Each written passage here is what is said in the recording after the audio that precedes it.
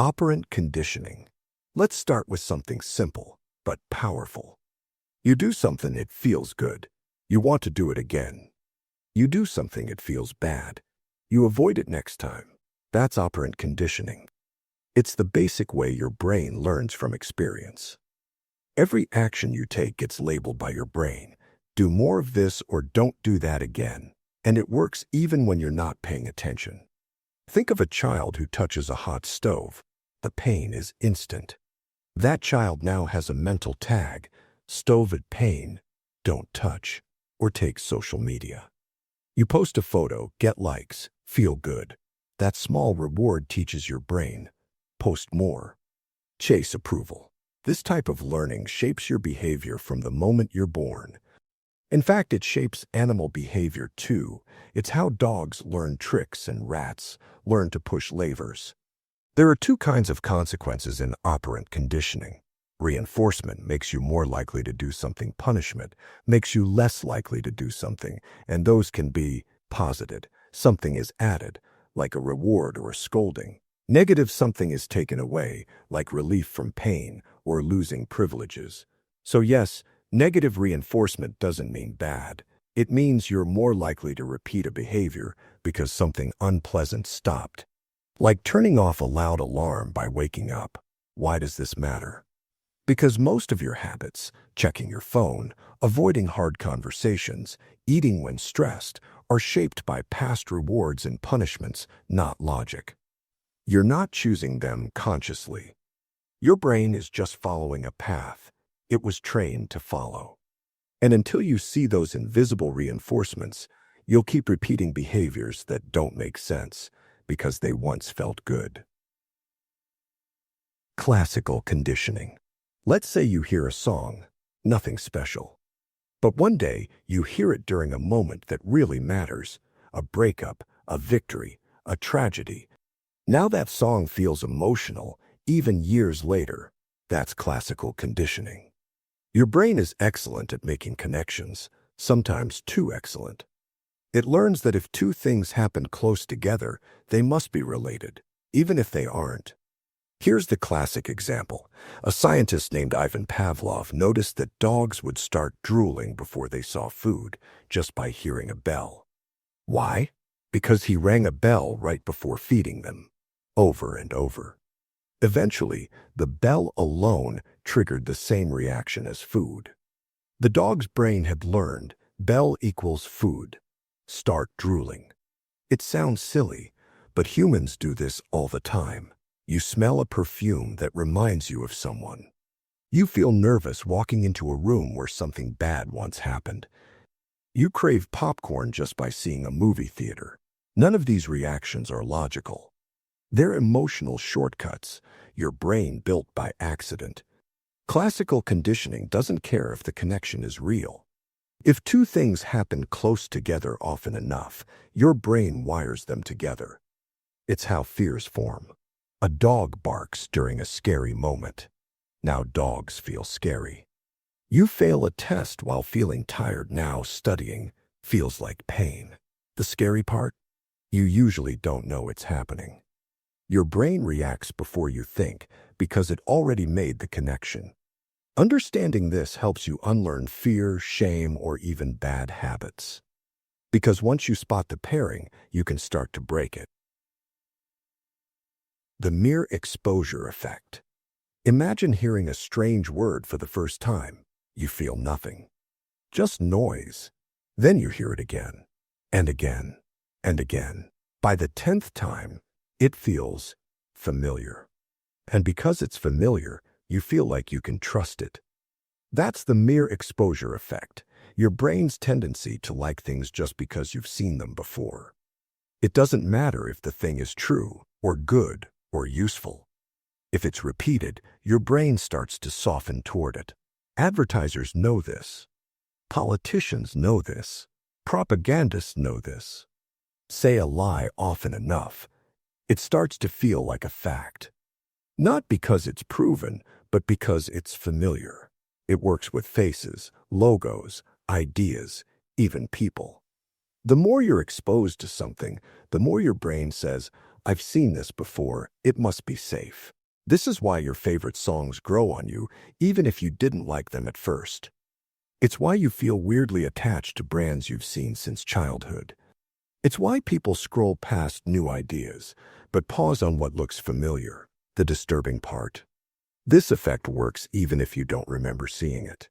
Your conscious mind might forget, but your brain doesn't. In a world of infinite content, the most repeated thing, not the most accurate, often wins. You don't believe what's true. You believe what's been shown to you enough times to feel safe. Hypernormal stimuli. Imagine a strawberry, bright red, perfectly shaped, sugar sweet. Now imagine a candy that tastes more intense, smells fruitier, and is colored a shade of red that doesn't even exist in nature. Which one are you more drawn to? This is hypernormal stimuli, an artificial exaggeration of natural signals that hijacks your brain's reward system. It doesn't just compete with the real thing, it overrides it. The term comes from ethology, where scientists notice something strange in animals. A bird would choose to sit on a giant fake egg instead of its real one, because the fake was more egg-like, larger, brighter, more egg than nature ever intended. Humans aren't immune. In fact, we've built entire industries on it. Junk food is hypernormal nutrition, more salt, sugar, and fat than anything found in nature. Porn is hypernormal intimacy, endless novelty and exaggerated features that no real person can match. Social media is hypernormal connection, faster feedback, curated perfection, stronger dopamine hits than real-life conversation. These superstimuli feel better, but leave us emptier. Because your brain evolved for the natural baseline, when something exceeds it, it feels like a jackpot. But repeated exposure dulls your senses and makes the real world feel worse. You start chasing the fake. You want more intensity, more extremes, more stimulation, until reality can no longer satisfy you. And this is where behavior changes. We scroll instead of talk. We binge instead of experience. We fantasize instead of live. It's not just addiction, it's rewiring what you find rewarding. And unless you reset your baseline, even joy starts to feel flat. The simulation heuristic. Close your eyes. Now imagine missing your flight by just 1 minute. You see yourself running to the gate. You picture the door closing, the plane still sitting there. Your stomach twists. Now imagine missing it by 2 hours. No stress, no vivid replay. Just, well, I was late. But the outcome is the same. You missed the flight. Why does one feel worse? Because of the simulation heuristic, your brain's tendency to judge something as more likely, painful, or meaningful simply because it's easy to imagine. This mental shortcut shapes how you think, what you believe, and how you feel. If something is easier to picture, it feels more real, more plausible, more emotionally powerful. That's why you're more afraid of plane crashes than car accidents. Plane crashes are vivid, newsworthy, easy to visualize. Car accidents are common, boring, even though they're deadlier. You worry more about losing your job than your health. You can picture being fired. You can't picture a slow developing illness.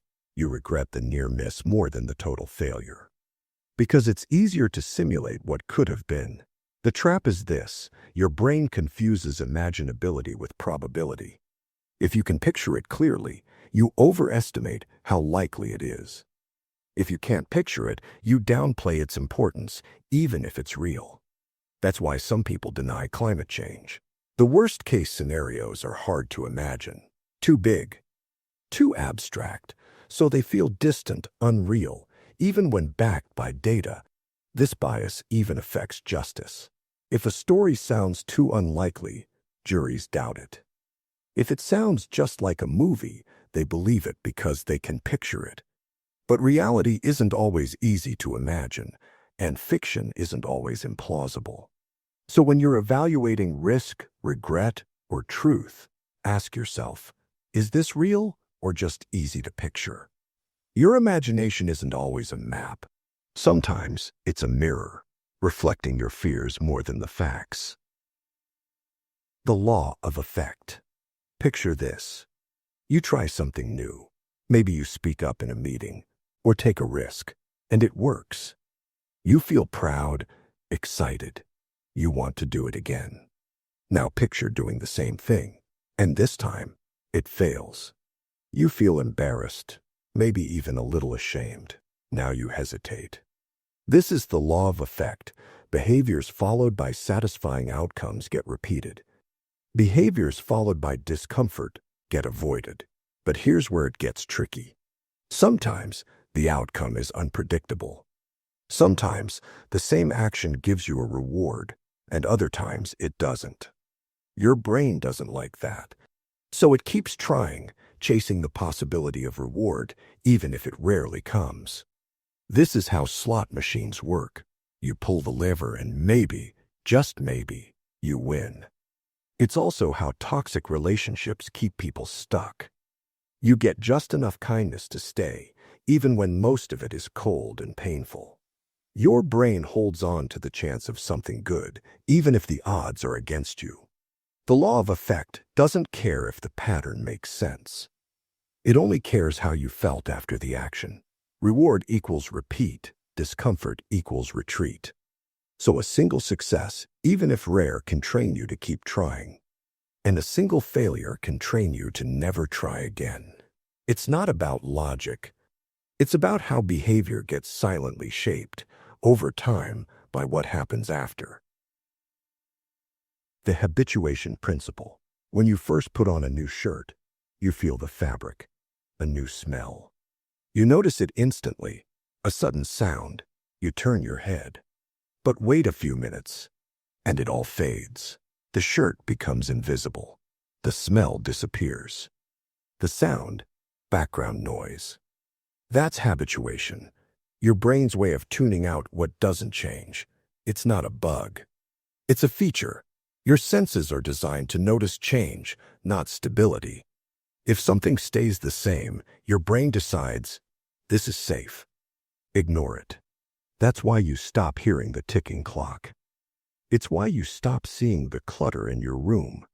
It's why your favorite song eventually stops giving you chills. But this isn't just about senses. It affects emotions, relationships, even values. You fall in love. Every detail feels electric.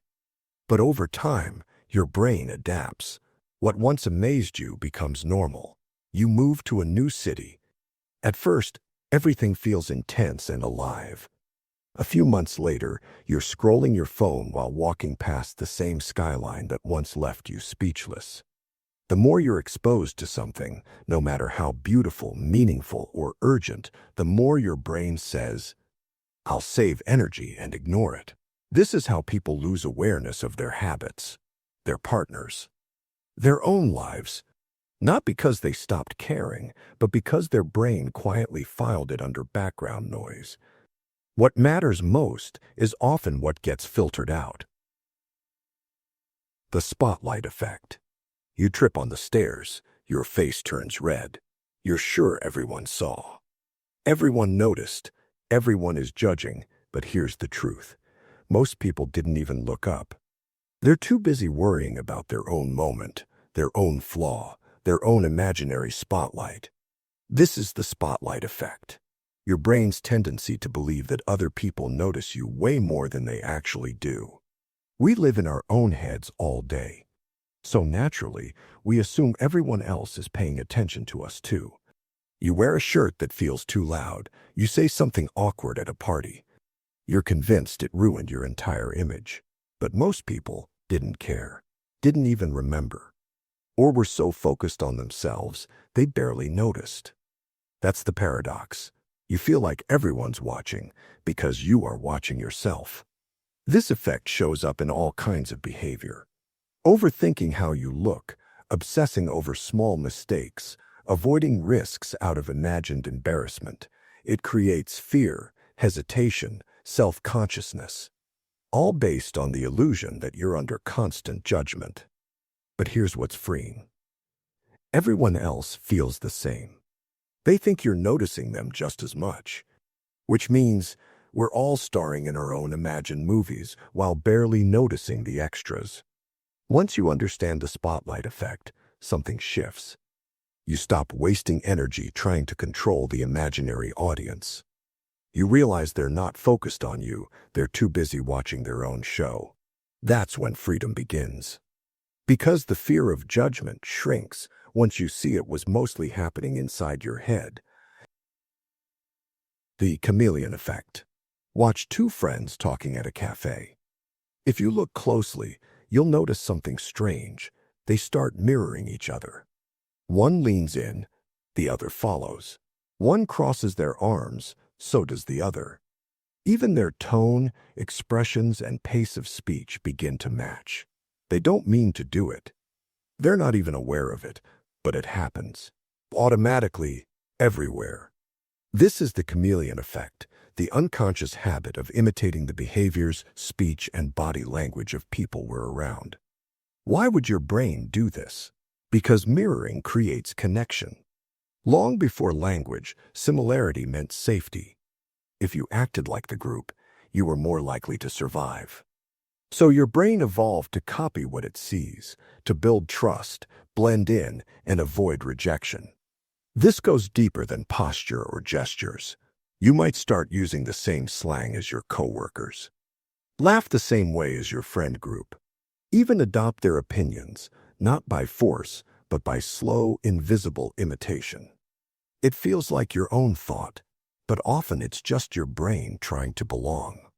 The chameleon effect is powerful and dangerous. It means you can become more confident, kind, or curious just by being around people who are, but it also means you can slide into cynicism, apathy, or cruelty without even realizing why. Your environment doesn't just influence you, it rewires you. You reflect what you're surrounded by. Not always because you choose to, but because your brain is designed to blend in before it thinks. Social proof. You walk into a room and everyone's looking up. You don't know why, but you look up too. You're in a restaurant with two empty tables. One has people waiting. You choose that one, thinking, it must be better. That's social proof, your brain's shortcut for deciding what's right based on what other people are doing. It makes sense, evolutionarily. Long ago, if you saw a group of people running in one direction, you didn't stop to ask why. You ran too, and probably stayed alive. So your brain still leans on this rule. If others are doing it, it's probably safe or right or true. Social proof shows up everywhere.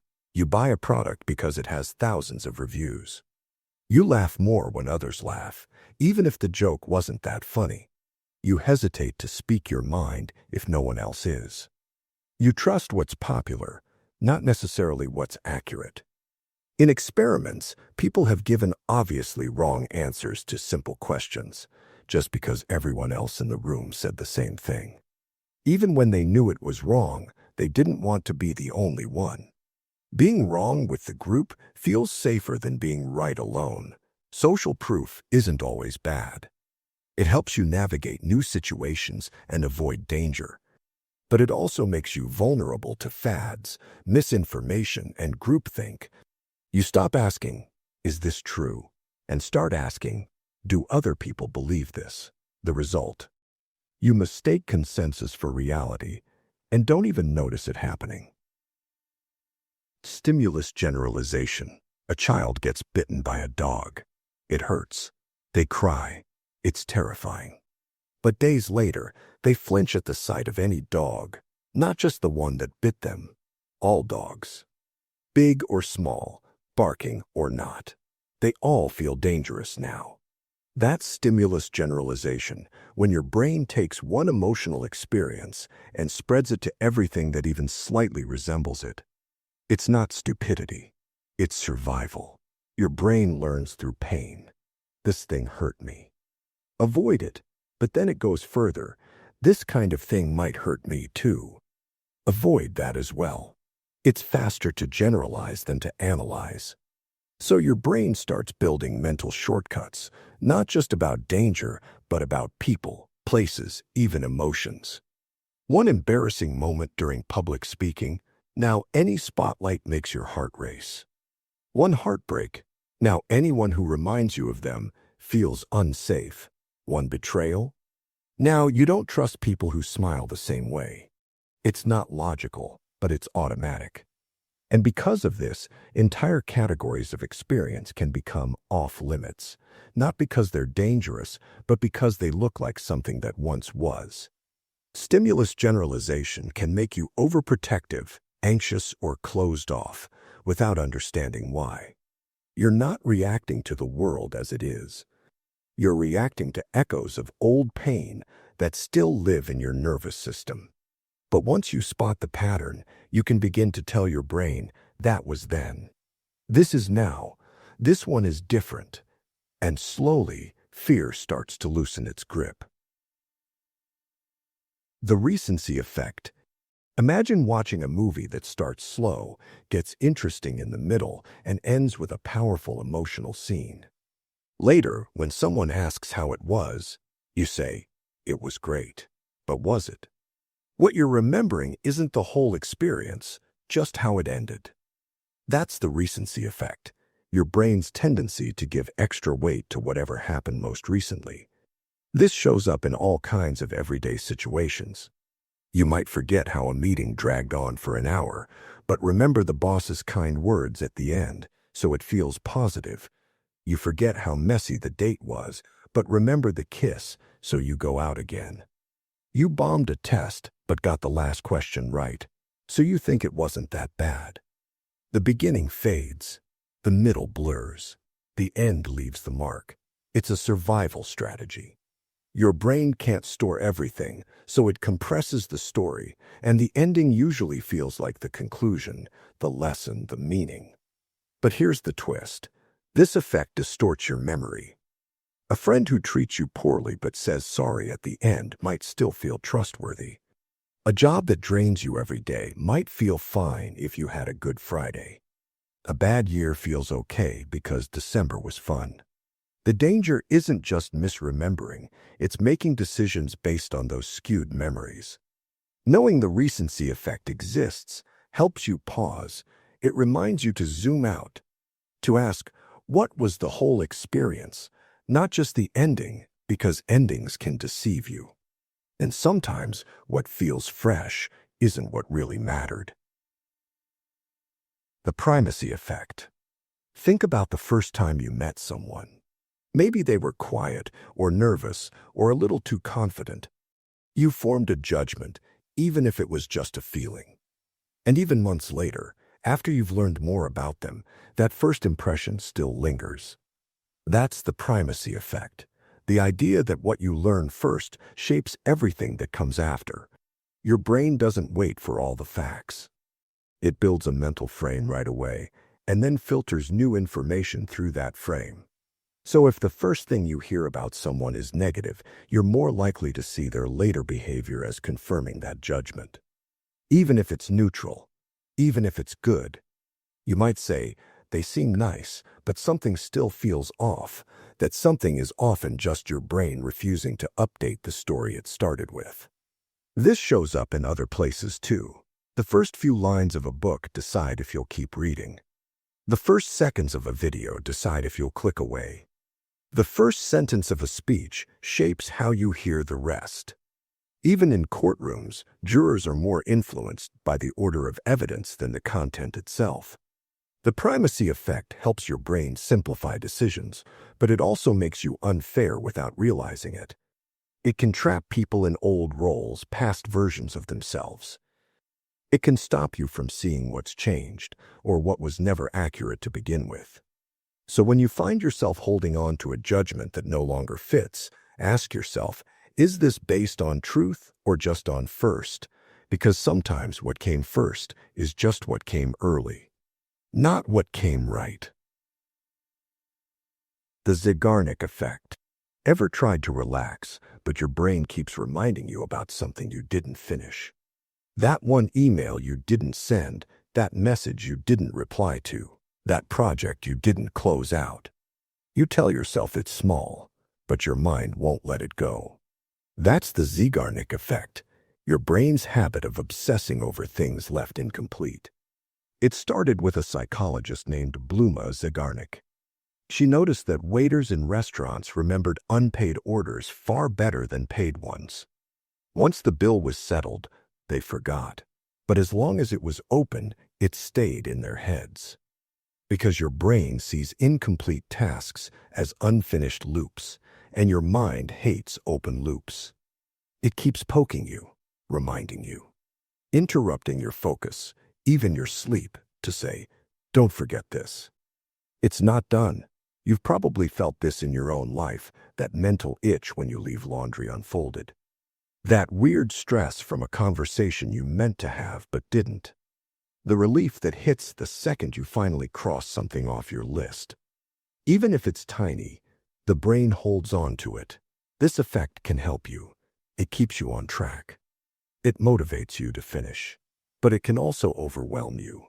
Because the more unfinished things you collect, the more mental energy gets trapped in them. And sometimes just writing it down or taking the first step is enough to quiet the noise. Because what your brain wants isn't perfection. It wants closure.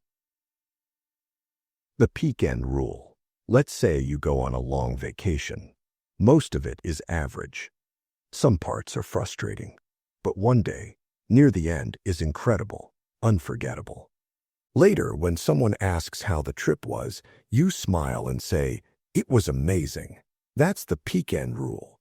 The idea that your brain doesn't remember the whole experience. It remembers just two moments, the peak, the most intense or emotional point. The end, everything else, mostly forgotten. It happens with pain, too.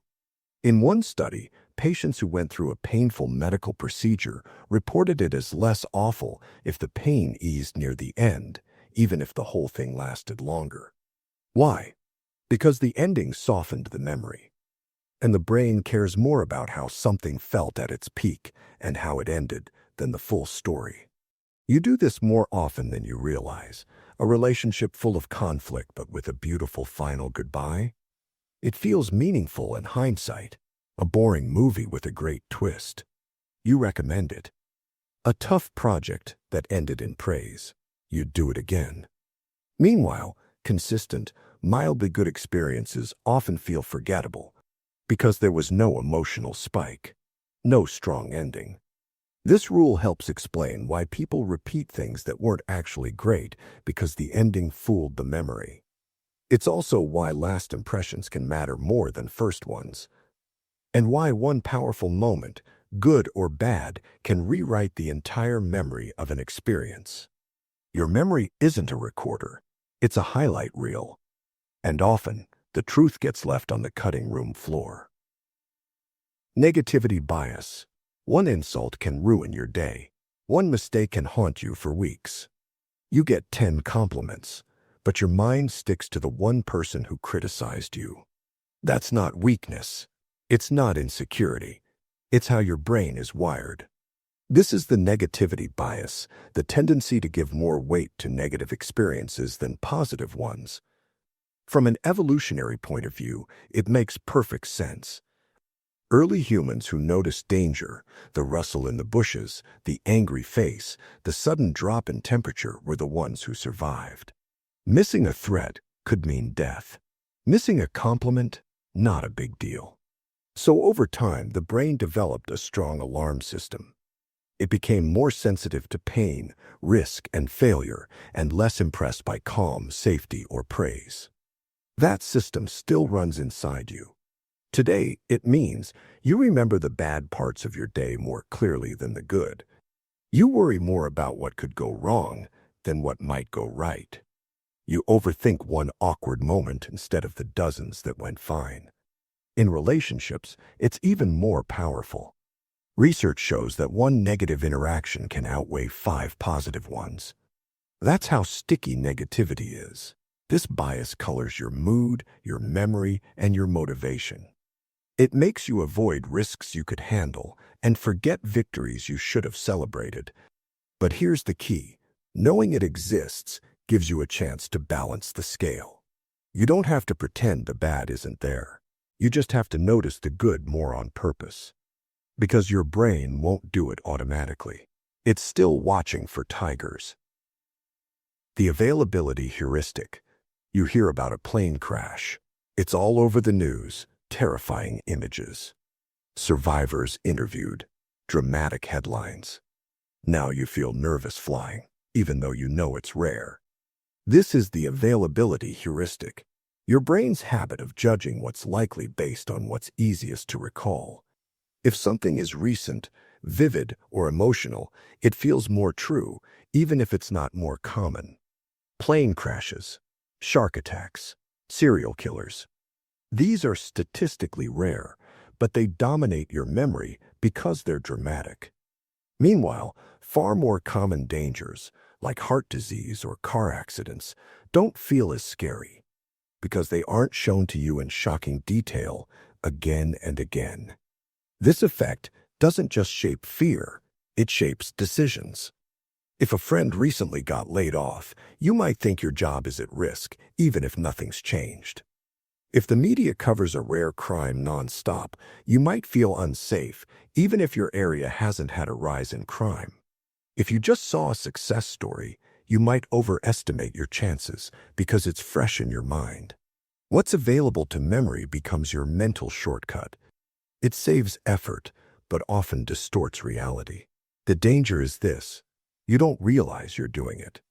You assume your fear or judgment is logical, when it's really just based on the most memorable thing, not the most accurate one. The more you consume certain images, stories, or headlines, the more your perception of the world gets shaped by what's emotionally loud, not what's statistically true. Your mind doesn't count. It remembers what stands out, and that can quietly mislead you every day. Anchoring bias. You walk into a store and see a jacket priced at $300. You wouldn't pay that. Then you see a similar one for $150. Suddenly, it feels like a deal, even though it's still expensive. That's anchoring bias, your brain's tendency to rely too heavily on the first piece of information you get, even if it's random or irrelevant. The anchor sets the tone. It pulls your judgment toward it, even when it shouldn't. In one study, people spun a wheel that randomly landed on a number between 0 and 100. Then they were asked to guess how many African countries were in the UN. People who spun higher numbers guessed higher, because their brains couldn't help but anchor to the number, even though it had nothing to do with the question. This happens constantly in real life. The first price you see affects how much you're willing to pay. The first idea in a debate influences which arguments feel reasonable. The first version of someone you meet shapes how you interpret everything else they say or do. Anchoring doesn't just distort numbers, it distorts perception. It's one reason negotiations are so strategic. If you go first and name a high salary, you've anchored the conversation, even if you're talked down later. If someone says, "You'll probably hate this," your brain lowers its expectations before even trying it. The scariest part: anchoring is often invisible. You feel like you're being objective, but you're just adjusting around a starting point you never questioned. It's not about where the truth is. It's about where your brain started and how far it let you move from there. Attentional bias. You're in a bad mood. Suddenly, everyone feels annoying. You notice the noise, the mess, the interruptions. But yesterday, when you were happy, those same things didn't bother you. What changed? Not the world, just what your brain decided to notice. That's attentional bias, your mind's habit of focusing more on what matches your current emotions, beliefs, or fears, and filtering out everything else. It's like wearing tinted glasses. If you're anxious, you notice threats. If you feel confident, you notice opportunities. If you expect rejection, you notice every sign that people are ignoring you, even when they aren't. Your brain has limited attention, so it prioritizes what feels important. And what feels important is often what you're already thinking or feeling. This bias makes certain emotions self-reinforcing. If you feel insecure, you'll spot signs of failure and miss signs of success. If you're afraid of being judged, you'll interpret every glance as criticism. And when you're angry, even neutral things can feel like attacks. Your attention becomes a spotlight, but instead of showing the truth, it highlights what matches your mindset. Attentional bias also plays a big role in addiction, phobias, and mental health. Anxious minds scan for threats. Depressed minds focus on losses. Addicted minds zero in on the next reward and ignore everything else. It's not about willpower. It's about what your brain thinks is worth noticing. Understanding this doesn't make it disappear, but it does help you question it. If your world feels dark, ask if your attention is simply aimed at the shadows. The halo effect. You meet someone new. They're attractive, confident, and shake your hand with a warm smile. Without even thinking, you assume they're probably smart, kind, and successful, maybe even trustworthy. But you don't actually know any of that. That's the halo effect. When your brain sees one positive trait and it creates a glow that makes everything else seem positive too. It's like giving someone a free upgrade just because of how they look or act in one area. This happens everywhere. A teacher assumes the well-dressed student is also more capable. A job interviewer gives higher marks to the confident candidate, even if their answers were average. Celebrities get asked for political opinions, even if they've never studied the topic, because our brains like shortcuts. And if one thing looks good, it's faster to assume the rest is good too. It doesn't stop at people. You see a product in sleek packaging and assume it works better. You hear a speaker with a deep voice and trust them more. You watch a video with great visuals and think the message is more profound. Even judges in court have been shown to give shorter sentences to people who look more trustworthy. That's how deep the effect runs. But here's the twist. The opposite is also true. It's called the horns effect. If you see one negative trait, rudeness, awkwardness, or even something shallow like bad posture, you might assume everything else is bad too. The halo effect doesn't reveal truth. It reveals how easily your brain fills in blanks with biases dressed as instincts. So next time someone seems perfect after just one impression, pause and ask, am I seeing them or just the glow? The contrast effect. You try on a $500 jacket, way too expensive. Then you try on a $200 one. Suddenly, it feels like a bargain, but it's still $200. What changed? What came before it?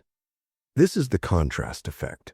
Your brain's tendency to judge things not by what they are, but by how they compare to whatever came right before. You don't see things in isolation. You see them in context. A room feels warmer after standing in the cold. A task feels easier after doing something harder.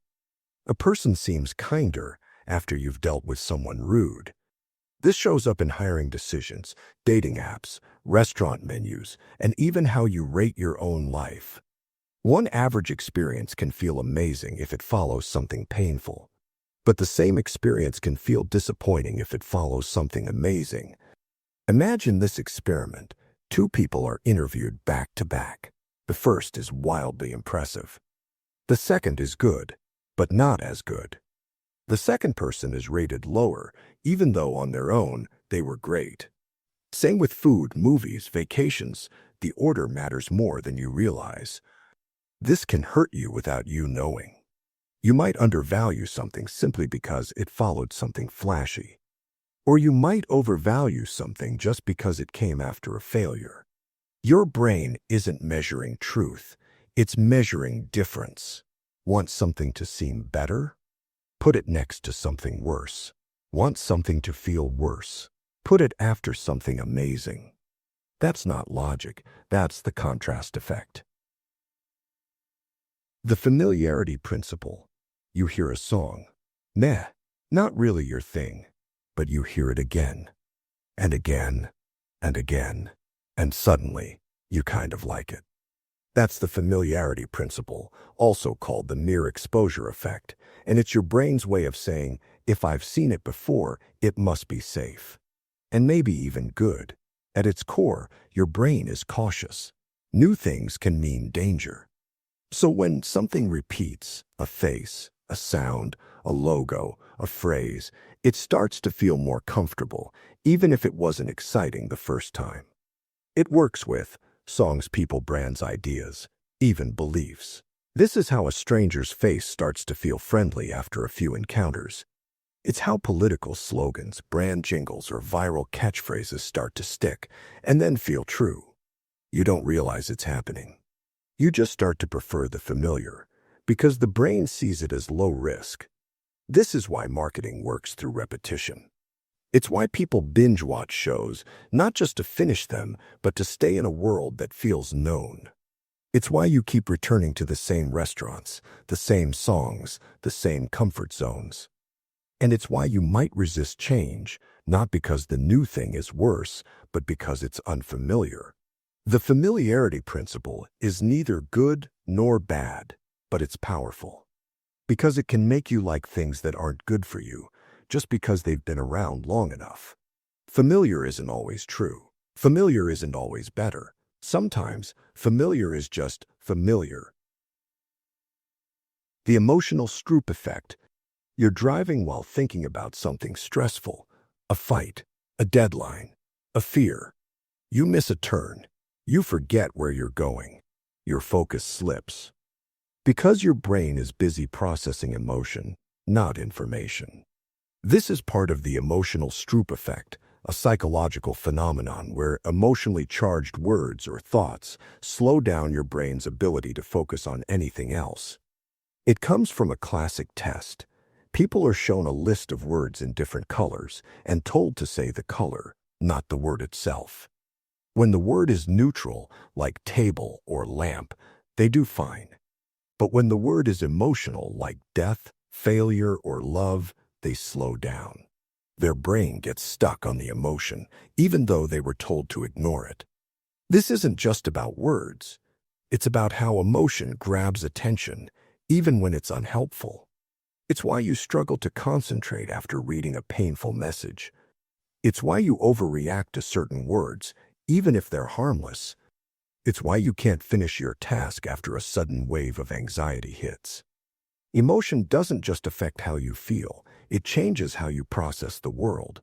This is your brain prioritizing threat detection. If something feels emotionally important, especially if it's negative, your mind pauses to examine it. The result: you forget the rest. You miss instructions. You misread signals. You become slower, distracted, reactive. When emotion takes the wheel, logic takes the back seat. Knowing that helps you slow down. To ask, am I reacting to what's here or to how it feels? Because sometimes the hardest part isn't what's happening. It's what your brain is busy trying to protect you from. The effect heuristic. You meet someone new, and instantly, you like them. You don't know why. They just seem nice. Later you tell yourself it was because of their handshake, their posture, or how they spoke. But the truth, you made your decision in a split second based on how you felt. That's the effect heuristic. Your brain makes fast decisions based on emotion, and only later adds logical reasons to explain it.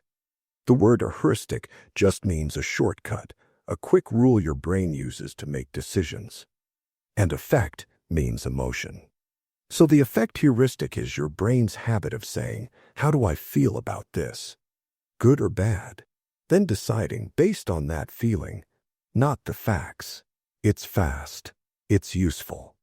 And sometimes, it's completely wrong. You do this all the time. If a product has nice packaging, it feels trustworthy. If someone smiles at you, you think they're competent. If a headline makes you angry, you assume it must be true. If a choice feels exciting, you think it's smart, even when it's risky. Instead of carefully weighing pros and cons, your brain asks, do I like this? Does it feel safe? And that becomes your answer. The effect heuristic explains impulse purchases, snap judgments, and strong political opinions. It also explains why two people can hear the same facts and walk away with opposite conclusions because they each had a different emotional reaction. You think you're reasoning, but often you're just rationalizing a feeling you already had. So when you catch yourself saying, "I just have a gut feeling," pause. That gut feeling might be valid, or it might just be mood dressed as truth. Motivated reasoning. You read an article that supports your opinion. You nod, feel validated, and maybe even share it. Then you read something that challenges your view, and suddenly you question the source, the logic, the author's intentions. Same brain, different reactions. Why? Because of motivated reasoning, your mind's way of twisting logic to support what you already want to believe. Unlike normal reasoning, which asks, "What's true?" Motivated reasoning asks, "How can I make what I want to believe feel true?" And your brain is very good at it. You accept evidence that supports your view with zero resistance. Pick apart anything that disagrees, no matter how solid it is. Find ways to explain away contradictions, often without even noticing. This isn't lying. It's survival. Your beliefs are tied to your identity, your tribe, your emotional safety. So your brain protects them like a guard dog. This shows up in politics, religion, science debates, even personal relationships. If someone you love hurts you, you might invent reasons to excuse them. If you believe you're unlucky, you'll ignore all the times things went well. If a fact threatens your worldview, your brain doesn't weigh it fairly. It goes into defense mode. You think you're analyzing, but you're really defending. Motivated reasoning is sneaky because it feels like honesty. It feels like thinking. But often, it's emotion in disguise, wearing the mask of logic. The hardest truths to see are the ones that would force you to change who you think you are. And that's exactly what this bias protects you from. Mood-congruent memory. You're in a bad mood. Suddenly, everything you remember feels negative too. You think about old mistakes, people who let you down. Embarrassments from years ago suddenly feel fresh again. Then, another day, same you, different mood. You're happy, and your memories. Lighter, warmer, even a little nostalgic. That's mood-congruent memory, the tendency for your brain to recall memories that match your current emotional state. Your brain is like a library filled with emotional books. When you're sad, it walks over to the sad shelf and starts pulling titles. When you're anxious, it looks for stories of past fear. When you're joyful, it digs up happy endings. You're not choosing the memories. Your mood is doing the choosing for you. This is why when you're angry, you remember every time someone let you down. When you feel hopeless, your brain forgets the times you succeeded. When you're in love, even boring moments from the past feel magical. It's not just what happened, it's how you feel now that decides what you remember. Mood-congruent memory creates emotional echo chambers. If you feel bad, you remember bad, which reinforces the bad mood. If you feel good, you remember good, which lifts you even higher. It's a loop. And like all loops, it can pull you in deeper if you don't notice it. So the next time your mind feels like a parade of past failures or glowing victories, pause and ask, am I remembering reality or just matching my mood? Because your memories aren't just about the past. They're filtered through how you feel right now. Hedonic adaptation. You finally get that thing you've wanted for months. The job, the car, the relationship, the apartment. At first, you feel incredible. You tell yourself, this is it. I'll be happy now. But give it a few weeks. The excitement fades. The car becomes just your car. The apartment becomes your normal. And you're left wondering, why don't I feel as good as I expected? That's hedonic adaptation.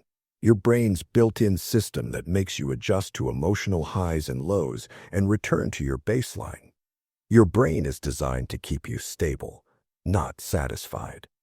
When something amazing happens, your happiness spikes, but not for long. You get used to it.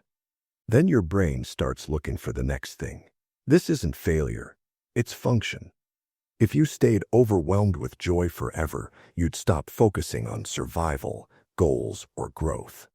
The same happens with bad things too.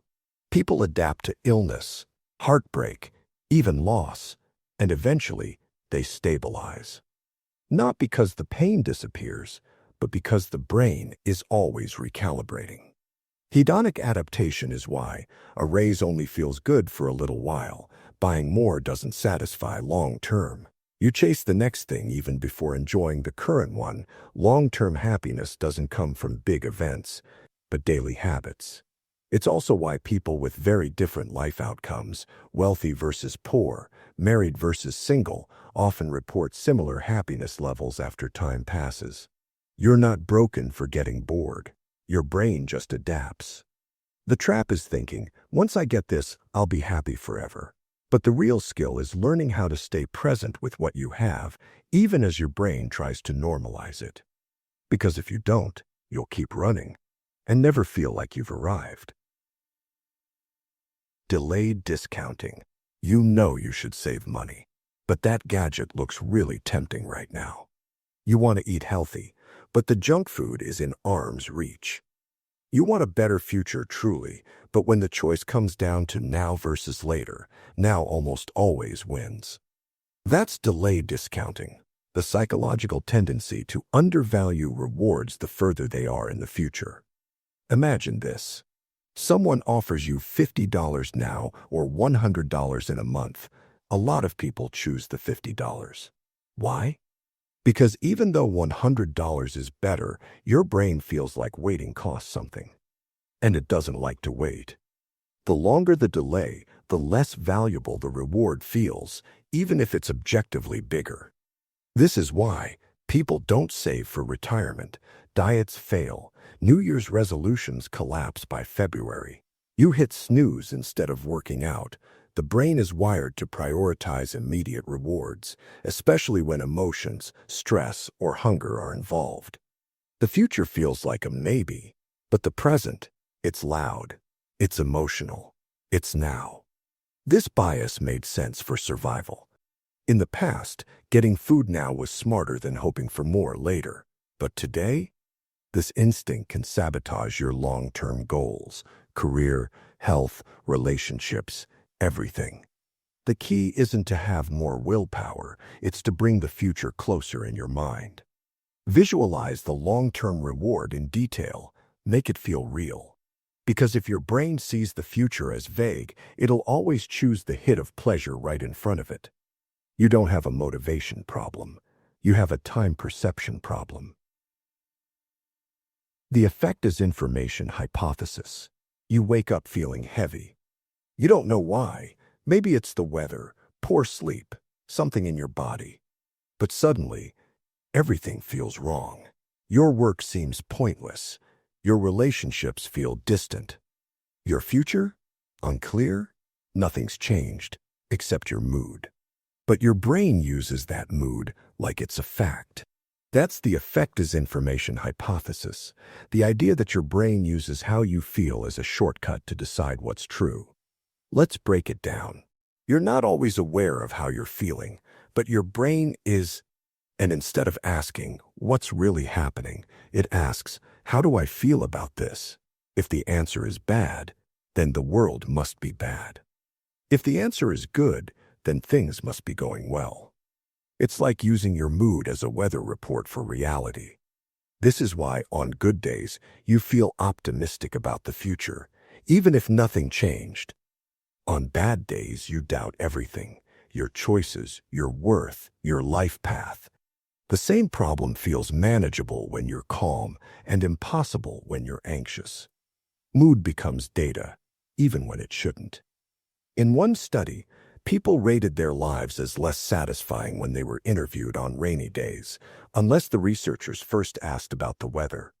That one question reminded them, hey, maybe it's not your life. Maybe it's just the mood you're in, and that was enough to correct the bias. The effect as information effect is subtle but powerful. It reminds us that truth and feeling aren't the same, but the brain often confuses them.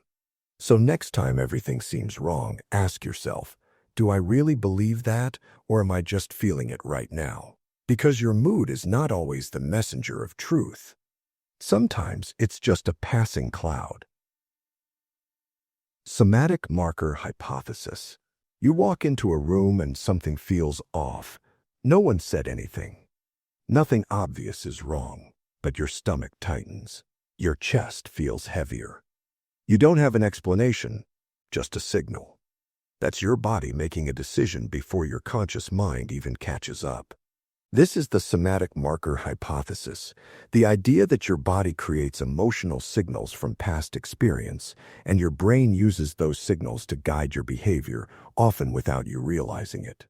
Somatic means of the body, and a marker is a signal. So somatic markers are body-based emotional shortcuts. They say, this feels like danger, or this feels good, go for it, and your brain listens. It uses those physical signals to make decisions faster, especially under pressure. Let's say you once had a bad experience with public speaking. Now, every time you face a stage, your body reacts, sweaty palms, racing heart, stomach drop, even before you consciously feel afraid. Or maybe a person reminds you of someone who hurt you. You can't explain it, but your body tenses when they speak. These aren't gut feelings based on magic. They're learned emotional reactions stored in your nervous system, shaped by memory and survival. The somatic marker hypothesis, proposed by neuroscientist Antonio Damasio, showed that people who couldn't feel emotional signals had trouble making even basic decisions, proving that emotion isn't the enemy of logic, it's a key part of it. Your body isn't just reacting, it's guiding. And the scary part? You often don't question it. You say this feels wrong or this feels right, and act as if it's truth. But what you're really following is a memory that lives in your skin. The Dunning-Kruger effect. Ever met someone who talks like an expert, but clearly isn't? They're loud, certain, and completely unaware of how wrong they are. That's the Dunning-Kruger effect. The psychological phenomenon where people with low ability or knowledge overestimate their competence, while those who are truly skilled often underestimate themselves. It sounds like arrogance, but it's really about lack of awareness. When you're new at something, you don't know how much you don't know. You don't see the complexity. So things look easy, and you feel smart. It's like walking into a maze and from the entrance saying, this doesn't look that hard. Meanwhile, someone who's been lost in that maze for years knows better. They're cautious. They see the dead ends. They say, it's more complicated than it seems. And they're right. This effect shows up in beginners who argue with experts, students who overestimate how well they did on a test, leaders who make decisions with dangerous confidence, people online who speak loudly without understanding the topic. The irony, it's not stupidity, it's a gap in self-awareness. And the only way out is to learn enough to realize how little you know. At the same time, those who are truly competent often feel uncertain. Why? Because they see the complexity. They've learned just enough to know there's more to learn. So the voice of reason often sounds like doubt, while the voice of ignorance sounds like confidence. The Dunning-Kruger effect reminds us, confidence isn't always a sign of truth. Sometimes, it's just the echo of someone who hasn't looked deep enough to feel unsure yet. The IKEA effect. You buy a bookshelf from IKEA. You spend hours struggling with the pieces, messing up the instructions, maybe even redoing parts. But when it's finally finished, even if it's slightly crooked, you feel proud. And strangely, you love it more than if it came pre-assembled. That's the IKEA effect. The psychological tendency to overvalue things you've put effort into, even if the result isn't better. It's not about the quality, it's about the effort. When you build something, your brain attaches meaning and identity to it. It becomes yours, not just physically, but emotionally. This applies to furniture, creative work, business ideas, opinions, relationships, yes, even relationships. People often stay in unhealthy situations because of how much time, energy, or emotional labor they've invested. They think, I've come this far. I can't quit now. The IKEA effect makes you defend bad ideas because you created them, stick with flawed plans because you built them, value your own work more than someone else's, even if theirs is better. And sometimes, that's a good thing. It drives passion, persistence, and creativity. You fight for what you've built, and that can lead to real progress, but it can also blind you. You become too attached to effort and lose sight of whether something actually works, fits, or matters anymore. The lesson? Pride in your effort is powerful. But if you can't walk away from something just because you built it, you're not building a life, you're building a trap.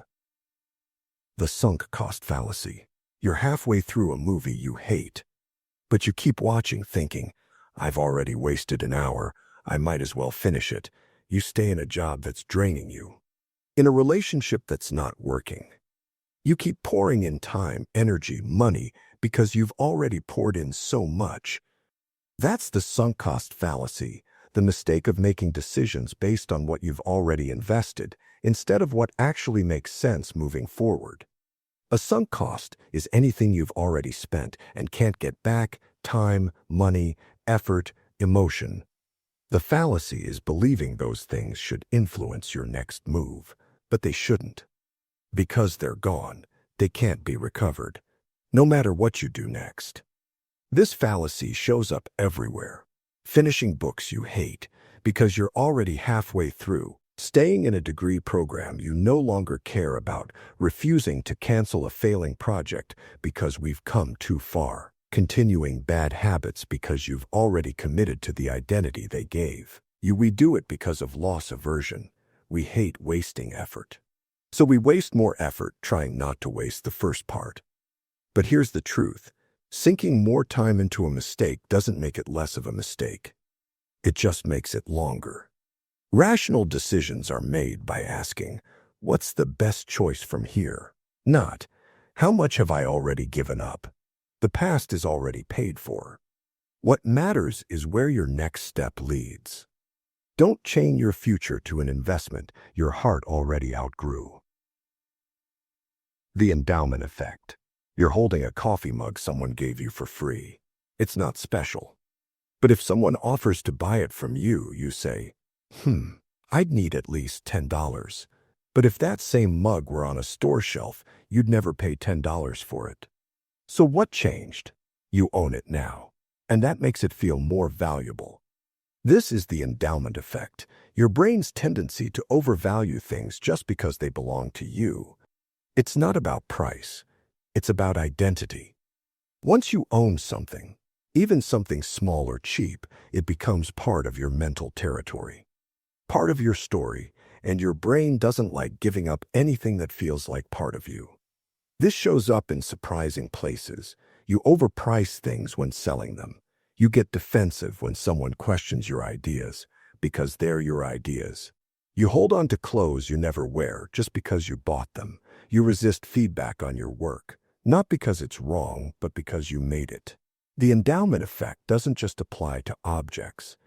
It also applies to opinions, decisions, habits, even past mistakes. The longer you've owned something, the harder it is to imagine letting it go. This is why decluttering, quitting, or changing your mind can feel like loss, even when it's the right move. You're not just giving something up. You're letting go of something your brain already claimed as mine. But holding on to everything that once served you is how you get weighed down by a life that no longer fits. Temporal discounting. You know saving money is smart. You know eating healthy will help you long term. You know staying up late scrolling will hurt you tomorrow. But in the moment, you click buy, open the chips, and keep scrolling anyway. That's temporal discounting. Your brain's tendency to devalue rewards the farther away they are in time. To your brain, now feels real. Later feels like a theory. Even if the future reward is bigger, better, and smarter, if it's delayed, your brain sees it as less valuable. This is why $100 today feels better than $150 next month. A night of Netflix wins over studying for next week's exam. You procrastinate important goals for tiny pleasures. Your brain is wired for short-term survival. In the past, grabbing food now made more sense than waiting for more later, because later wasn't guaranteed. That instinct still lives in you, even though the risks have changed. Temporal discounting is sneaky. You don't feel like you're giving up the future. You just feel like making yourself comfortable right now. And over time, the future becomes a graveyard of good intentions. I'll start tomorrow. Next month will be different. This year, I'll be better. But the brain always discounts later unless you make later feel close. To beat this bias, you don't need more discipline. You need to make the future feel real, visible, and personal. Visualize it, talk to it, track it. Because the present will always win, unless the future starts to feel like someone worth fighting for. Reward prediction error. You expect to get a gift card for doing a survey. You get it and feel fine. But if someone randomly surprises you with the same gift card out of nowhere, you feel thrilled. Same reward, different reaction. That's because of reward prediction error, the gap between what your brain expects and what actually happens. And that gap, it's where emotion lives. Here's how it works. Your brain is constantly making predictions, especially about rewards. When something good happens as expected, you feel satisfied. But when something good happens unexpectedly, your brain lights up like fireworks. That's a positive prediction error. It feels amazing. But if something worse than expected happens, that's a negative prediction error. It feels terrible, even if the outcome isn't that bad. This explains why winning $20 unexpectedly feels better than receiving $50 you were promised. A delayed reward feels worse than a smaller one you didn't expect. Surprises in games, movies, and life feel more exciting than things you planned. It also explains why routines, even successful ones, lose their emotional punch. When you expect a reward, your brain adjusts and stops getting excited. Marketers use this all the time. So do casinos. Even social media, with its unpredictable likes, notifications, and surprises, taps into this system. It keeps your brain chasing the next dopamine hit, not because of how big it is, but because of how unexpected it feels. Your brain isn't addicted to rewards. It's addicted to being wrong in a good way. Understanding reward prediction error means you can design your habits, goals, and routines with a touch of surprise, not to manipulate yourself, but to keep the system alive. Learned helplessness. Imagine a dog placed in a box with a small shock floor. At first, it tries to escape, jumps, runs, whines, but there's no way out. Eventually, it stops trying. Later, even when a door is opened and escape is easy, the dog doesn't move. It stays there, quietly suffering. This is learned helplessness, a psychological condition where you stop trying to improve your situation because you've been trained to believe nothing will help. It doesn't just happen to dogs. It happens to people, everywhere. A student who fails several tests gives up studying, convinced they just can't do it. Someone stuck in an unhappy job stops applying elsewhere, believing this is the best I'll get. A person in a toxic relationship convinces themselves it's not worth trying to fix or leave. Even when new opportunities appear, the brain doesn't recognize them, because it's already accepted powerlessness as truth.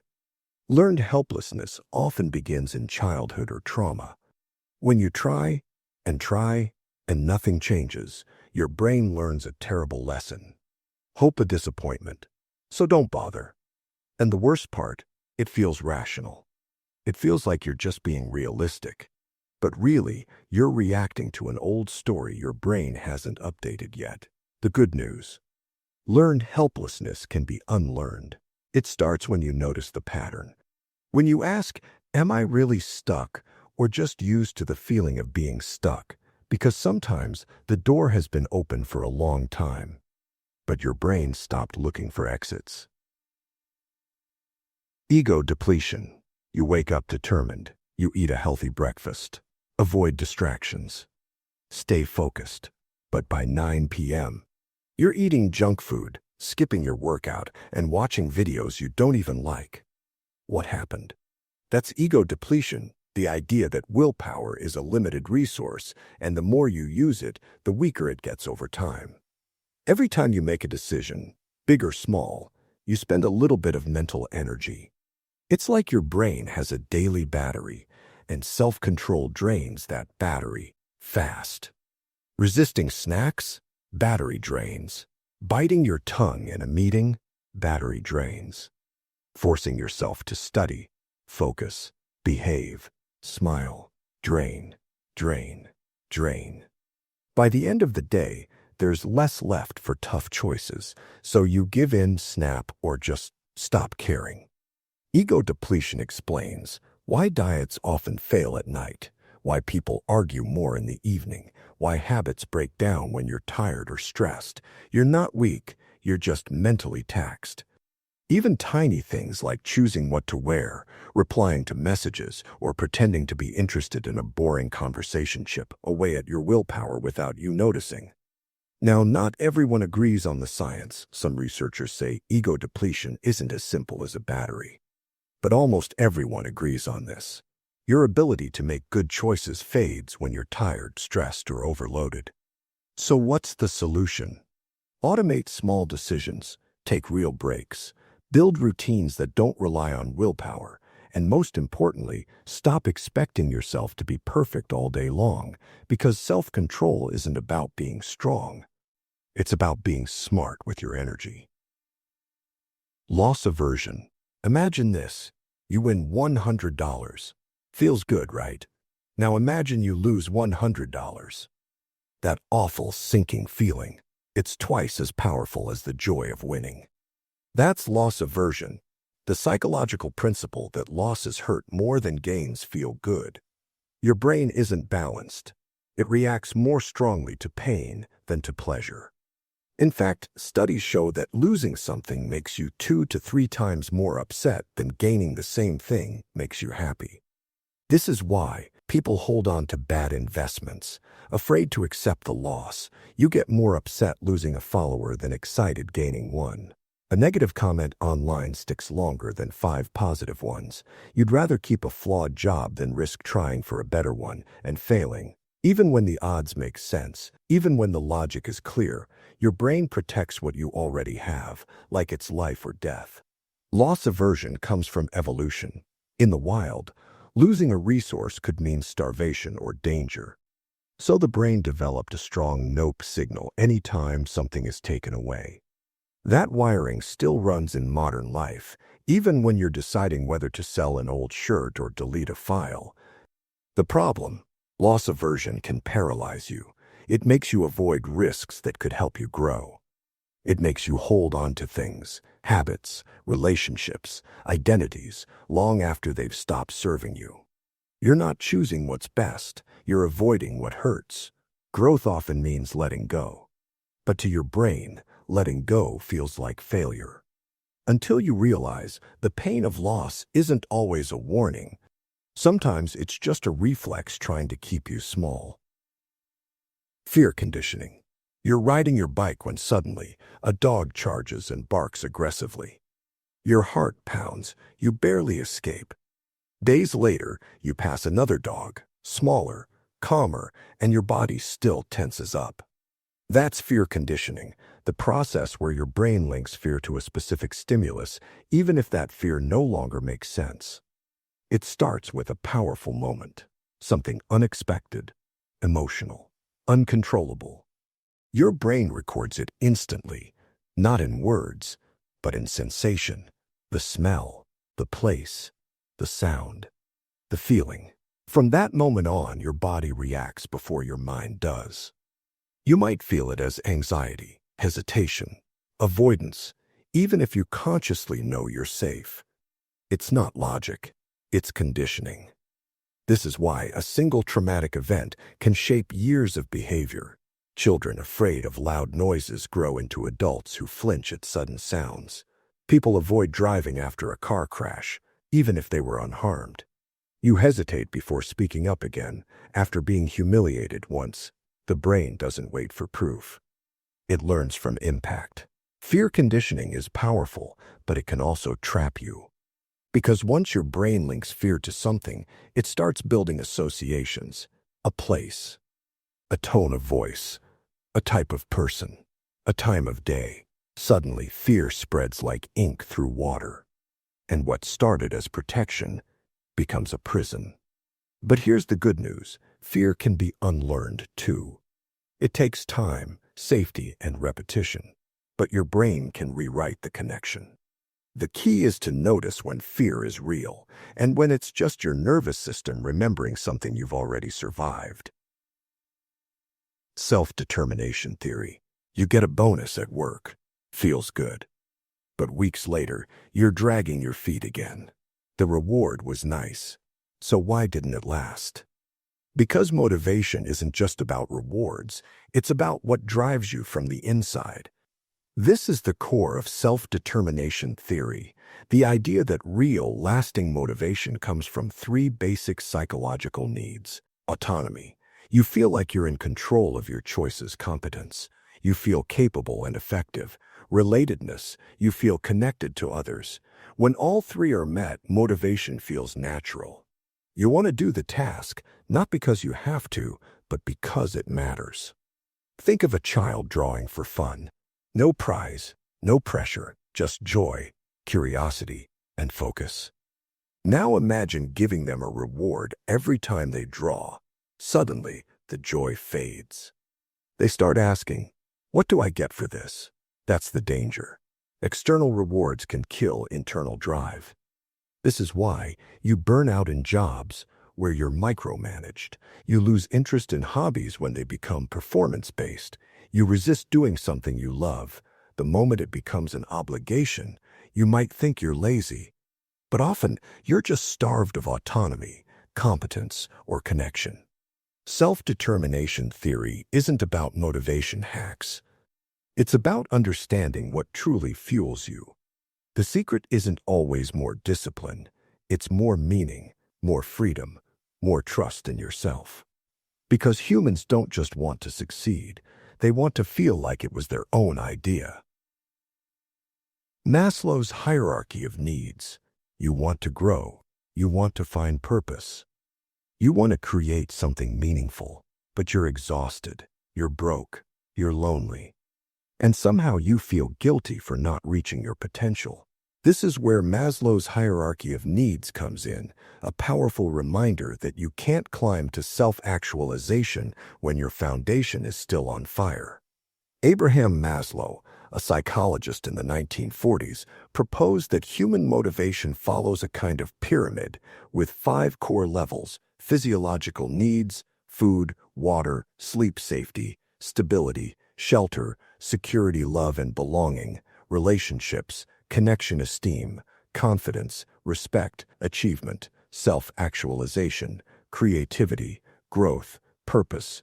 The idea is simple. If your lower needs aren't met, your brain can't fully care about the higher ones. You can't meditate through hunger. You can't hustle through burnout forever.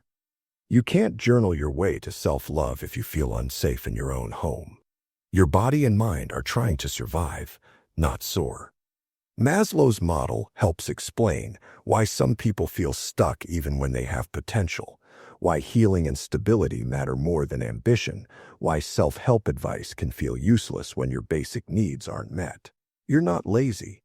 You're not broken. You just need a solid foundation before you build a meaningful life. And once those needs are met, that's when your deeper drive can emerge. The need to grow, create, contribute, to become more than just alive, to become yourself. The Ben Franklin effect. You want someone to like you, so naturally you try to do something nice for them. But what if it worked better the other way around? That's the Ben Franklin effect, the strange psychological principle that says people will like you more after they do you a favor. Yes, not after you help them, but after they help you. It sounds backward, but here's how it works. When someone does something kind for you, their brain goes, I just helped this person. That must mean I like them. Because if they didn't like you, why would they help? So instead of feeling conflicted, their brain changes the belief to match the behavior. They assume they must like you because they already acted like they do. The effect was named after, yes, that Ben Franklin. He had a political rival who didn't like him. So Ben asked to borrow a rare book from the man's collection. The man agreed. A few days later, Ben returned the book with a thank you note. And something strange happened. The rival started being friendly, respectful, even supportive. All because he had done Franklin a favor. This works because the human brain hates inconsistency. If our actions don't match our beliefs, we get uncomfortable, so we adjust one to match the other.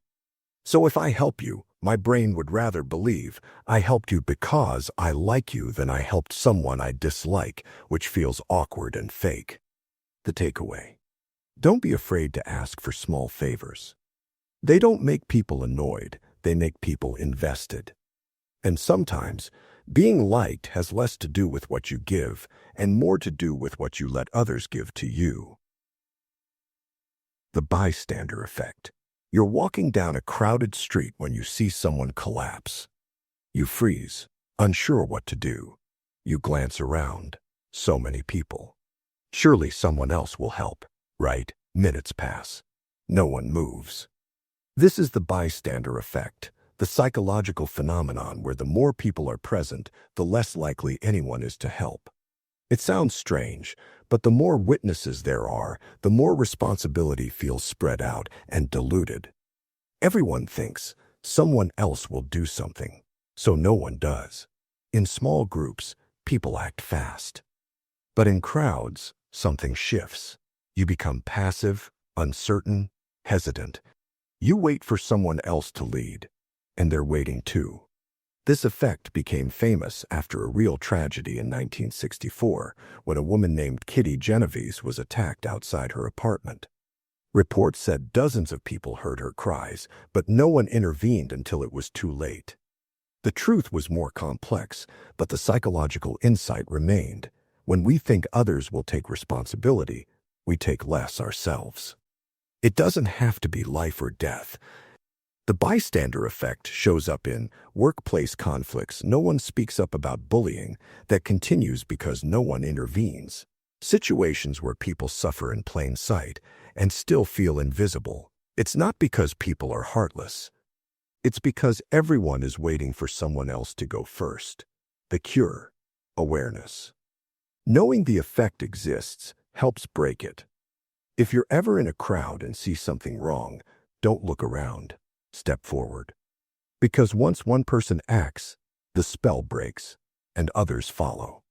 Sometimes the first step isn't courage. It's just refusing to wait. Social loafing. You're assigned to a group project. At first you're motivated. But as things move along, you notice something. Not everyone is pulling their weight. And strangely, even you aren't trying as hard as usual. That's social loafing. The tendency for people to put in less effort when working in a group than they would if they were working alone. It's not always laziness. It's how the brain reacts when responsibility is shared.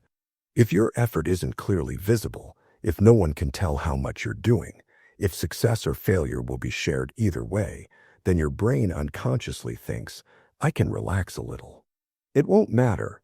And guess what? Everyone else is thinking the same thing. Social loafing shows up in group assignments, team sports, company brainstorms, even family chores. The bigger the group, the easier it is to hide. And the less motivated each person feels to give their best. In one famous study, researchers had people pull on a rope. When pulling alone, they gave full effort. But when they thought others were pulling too, they pulled significantly less. Even when those others weren't real, the effect was in their minds. So how do you fix it? Make effort visible.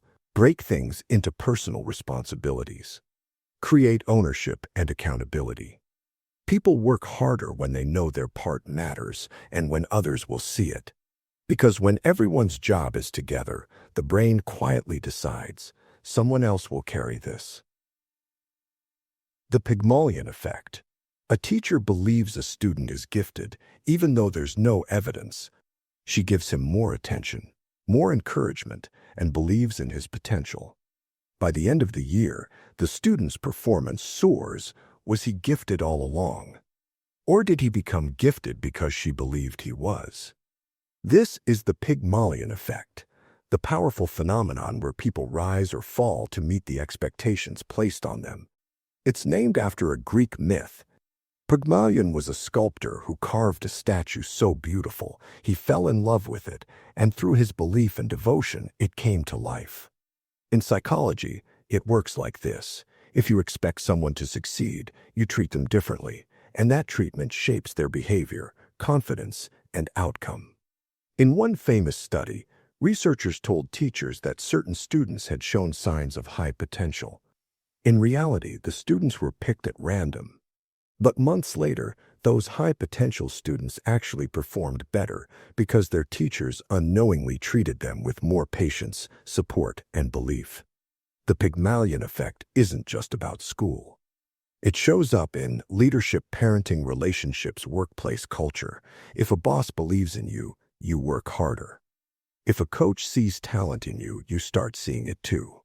If someone speaks to you like you're smart, you begin to think, maybe I am, but it works in reverse too. Low expectations can become self-fulfilling failures. If no one expects much of you, you start to believe they're right. That's the dark side of this effect, because what others believe about you often becomes what you believe about yourself. Your words, tone, and expectations shape more than you think. Sometimes, belief isn't just encouragement, it's a prophecy in disguise. The Golem effect. You're told someone is difficult, unreliable, or not very smart. Before they even speak, you expect less. So you give them fewer opportunities, less feedback, and little patience. They start underperforming, and you think, see, I was right. But were you? Or did your low expectations help create the failure you expected? That's the Golem effect. The psychological phenomenon where negative expectations lead to worse outcomes. It's the dark mirror of the Pygmalion effect. If you believe in someone, they tend to rise. But if you doubt them, they tend to fall. Not because they lack potential, but because they weren't given the chance to grow. It starts small. A teacher spends less time helping a student they assume won't succeed. A manager avoids giving real feedback to someone they don't think will improve. A parent subtly signals disappointment even when the child is trying over time. That person internalizes the message, they don't believe in me. So maybe I shouldn't believe in myself. And then their performance drops. Motivation fades. They stop trying. The Golem effect is dangerous because it hides in tone, timing, body language, and silence. It rarely looks like open cruelty. It looks like indifference, like doubt, like missed opportunities. And because the failure feels natural, no one questions it. But what if that person wasn't underperforming? What if they were under-encouraged? What if they didn't lack ability? They lacked someone who believed they had it. The expectations we place on others are not neutral. They quietly sculpt futures. So be careful where you aim your doubt. It might hit harder than you'll ever see. Impression management. You walk into a room and sit a little straighter. You smile differently around your boss than you do with your best friend. You say, I'm fine, even when you're not. That's not lying. That's impression management. The subtle, constant process of shaping how others see you. You may not think of yourself as a performer, but you are, all the time. Your tone changes depending on the audience. Your words are edited before they leave your mouth. You adjust, filter, and polish yourself, often without noticing. Not because you're fake, but because you want to be understood, accepted, and respected. And to get that, you instinctively manage your image. This concept comes from sociologist Irving Goffin, who compared life to a theater. We all wear masks, not to deceive, but to navigate different stages. At work, you play the role of professional, with friends, the relaxed one online, maybe the clever one or the good person. At home, the caretaker, the achiever, or the one who holds it together. Each version is real, but incomplete. The danger? You can lose touch with who you are underneath the performance. You might begin to confuse the role for the self. You might overmanage, hiding weakness, masking need, and slowly suffocating authenticity. And sometimes, when no one's watching, you feel relief, because the mask gets heavy. Impression management isn't wrong. It's human. But it helps to ask, am I performing because I need to, or because I forgot how to be real? Because the version of you that everyone accepts shouldn't cost you the version of you that's true. Pluralistic ignorance. You're in a room. Someone says something questionable, maybe offensive, maybe just wrong. You glance around. No one speaks up, so you stay silent too. What you don't realize is, everyone else is doing the exact same thing. That's pluralistic ignorance, the strange social phenomenon where everyone in a group privately disagrees, but assumes that everyone else agrees, so they stay silent. It's a loop of silence.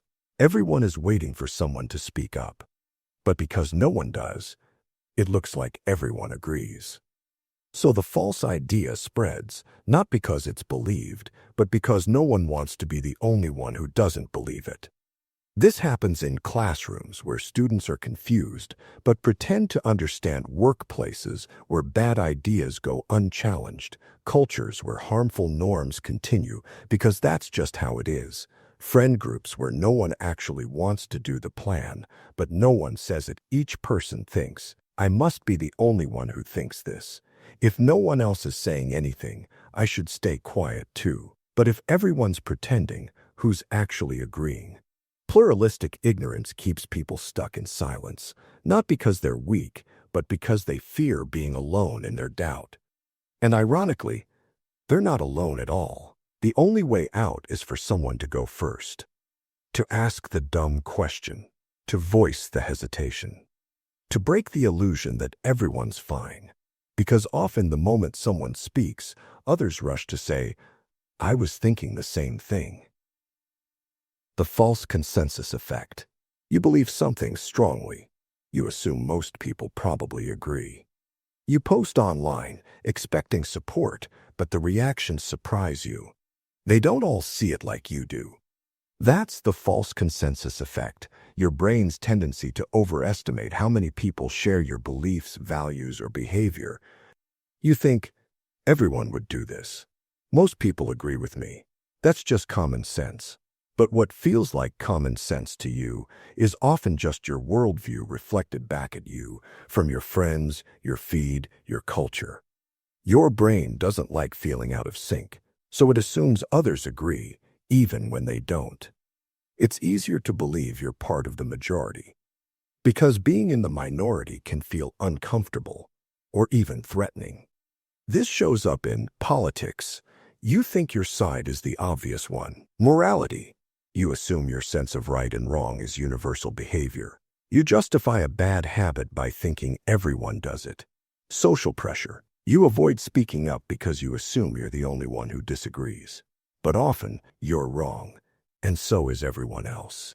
Because they think the same thing. It makes you underestimate disagreement. It makes people dig in deeper because they assume the crowd is behind them. And it leads to confusion when they finally realize, wait, not everyone sees it this way? It's okay to have strong beliefs, but it's powerful to remember, your truth isn't the truth. And sometimes, being sure everyone agrees is just your brain trying to make the world feel simpler than it really is. The looking glass self. You think you know who you are. But what if You're just seeing a reflection. You wear clothes you hope will be noticed. You laugh when others laugh, even if you didn't get the joke. You say things, then scan the room for reactions, subtly adjusting who you are to fit who you think they want. That's the looking-glass self, the disturbing idea that you build your identity based on how you think others see you. The term comes from sociologist Charles Horton Cooley. He said your sense of self isn't born in isolation. It's formed like a mirror, not by who you really are, but by how others reflect you back. You imagine how others perceive you. Imagine what they must think about that version of you. Feel pride or shame based on that imagined judgment, even if they never said a word, even if you're wrong. This is why a small comment from years ago still defines how you see yourself. Being ignored feels like you don't exist. Compliments feel like truth. Until someone else says the opposite, you act confident, kind, or smart, hoping it becomes real if others believe it. But here's the unsettling part. You might not know who you are without an audience, because you've spent your whole life looking for your reflection in their eyes. And when no one's watching, you feel uncertain, like a character with no script, no stage, no mirror. This doesn't mean you're fake. It means you're human. Because we all shape ourselves around others, hoping to be accepted, loved, seen. But it raises a hard question. If no one were watching, who would I be? And until you face that question, you might never stop performing. You might never feel like you're real. The spotlight illusion. You wear something bold and worry everyone's staring. You say the wrong word and feel like it echoes in the room.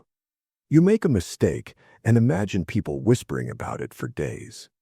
But here's what's really happening. Almost no one noticed, and those who did, they forgot 5 minutes later. This is the spotlight illusion, the powerful mental trap where you overestimate how much other people are thinking about you.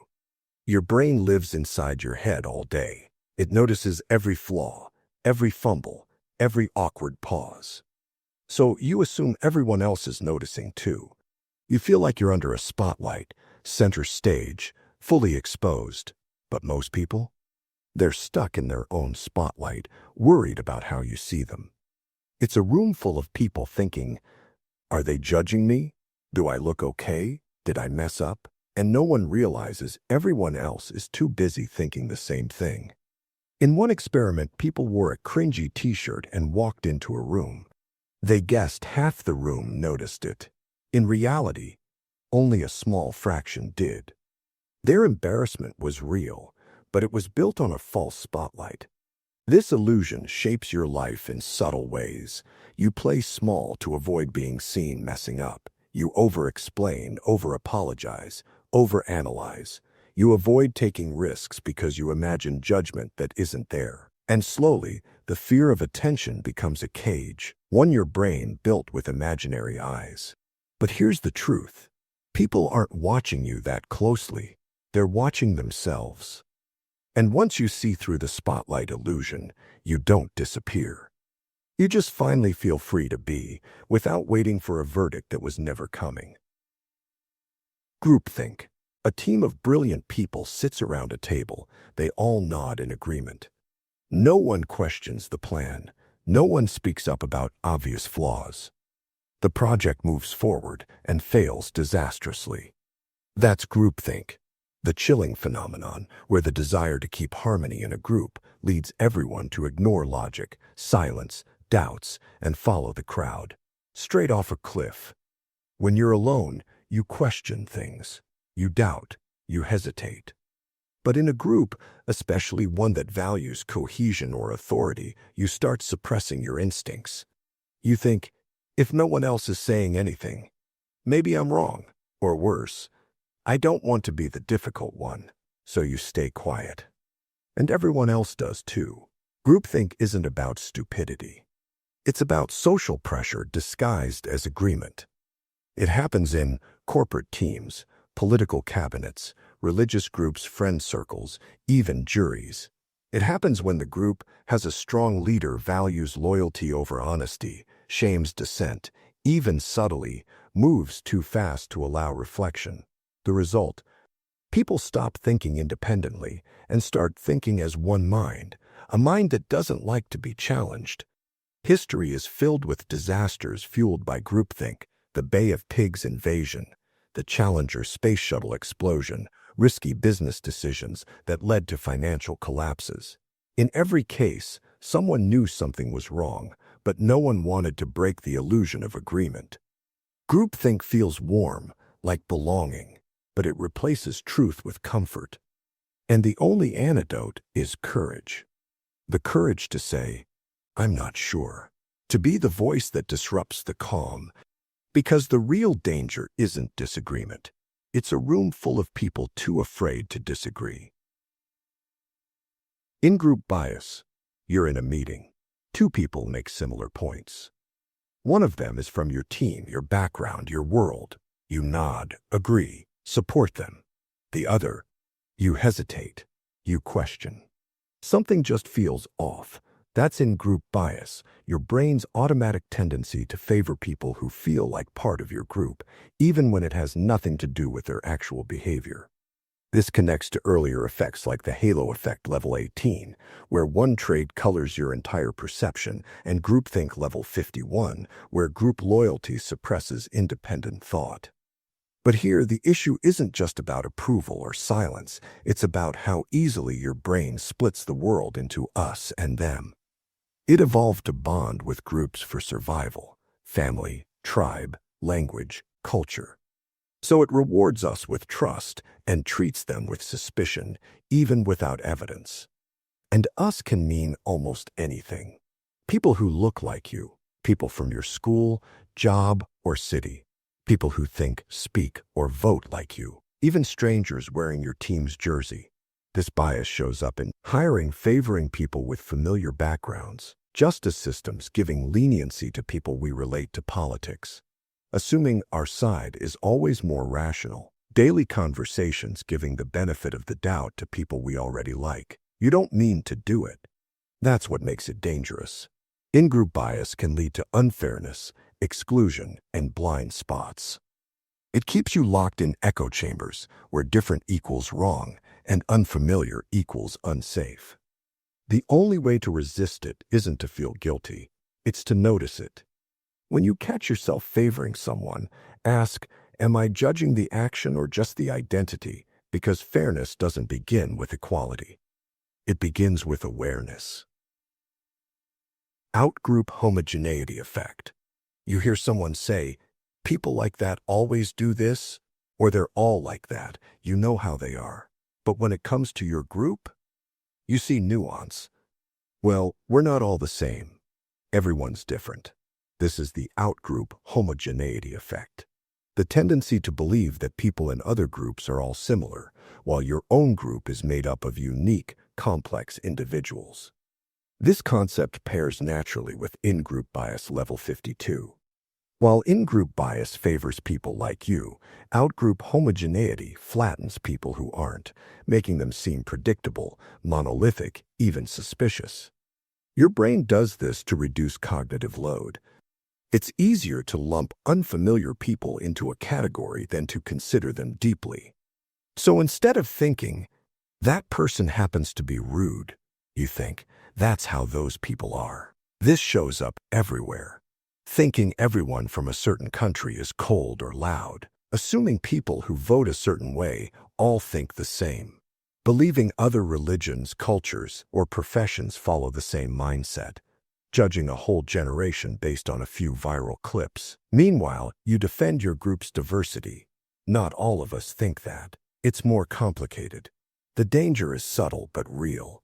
This effect fuels stereotypes, prejudice, and polarization. You stop listening. You stop asking questions. You stop seeing people as individuals and start reacting to labels, tribes, costumes.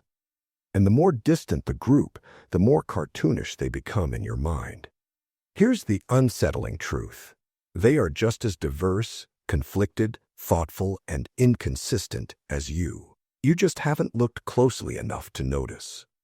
And once you do, the walls of us versus them begin to crack, not because everyone agrees, but because everyone starts to look human again. The just world hypothesis. A woman is scammed. A man is robbed.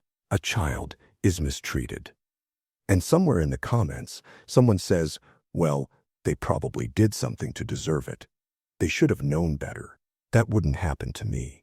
This is the just world hypothesis, the deeply ingrained belief that the world is fundamentally fair and that people get what they deserve. It sounds harmless, even moral, but it creates a powerful and often cruel illusion. Your brain wants order. It wants cause and effect. So when you see someone suffer, your mind reflexively looks for a reason. But not just any reason. A reason that reassures you that it couldn't happen to you. That's why people judge assault victims for what they wore, poor people for not working hard enough, sick people for not taking care of themselves. Anyone who suffers as if they must have invited it. It's not always out of malice, it's out of fear. Because if bad things happen for no reason, then they can happen to anyone, even you. So the mind chooses a comforting lie. They must have deserved it. I'm not like them. I'm safe. But in doing so, you turn pain into punishment. You turn victims into suspects, and you protect the illusion instead of the person. This bias is especially dangerous in courts and criminal justice, healthcare and social policy, media and public opinion, everyday conversations where empathy is replaced by explanation. Here's the twist. Believing in a just world doesn't make you safer. It just makes you less prepared when injustice shows up at your door. Because sometimes the world isn't fair, and pretending it is won't protect you from it. Actor-observer bias. You cut someone off in traffic. You think, sorry, I didn't see them. I was late. It's not like I'm a bad driver. Someone cuts you off?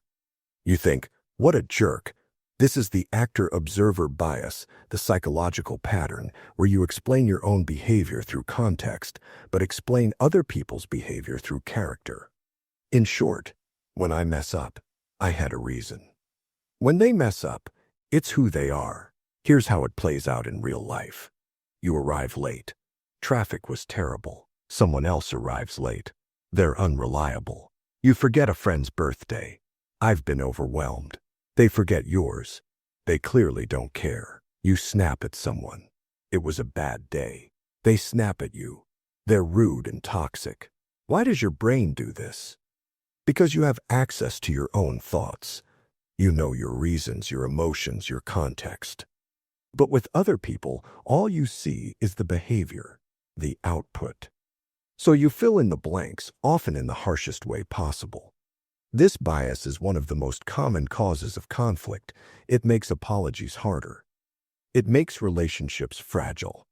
It leads to double standards, excusing yourself while condemning others.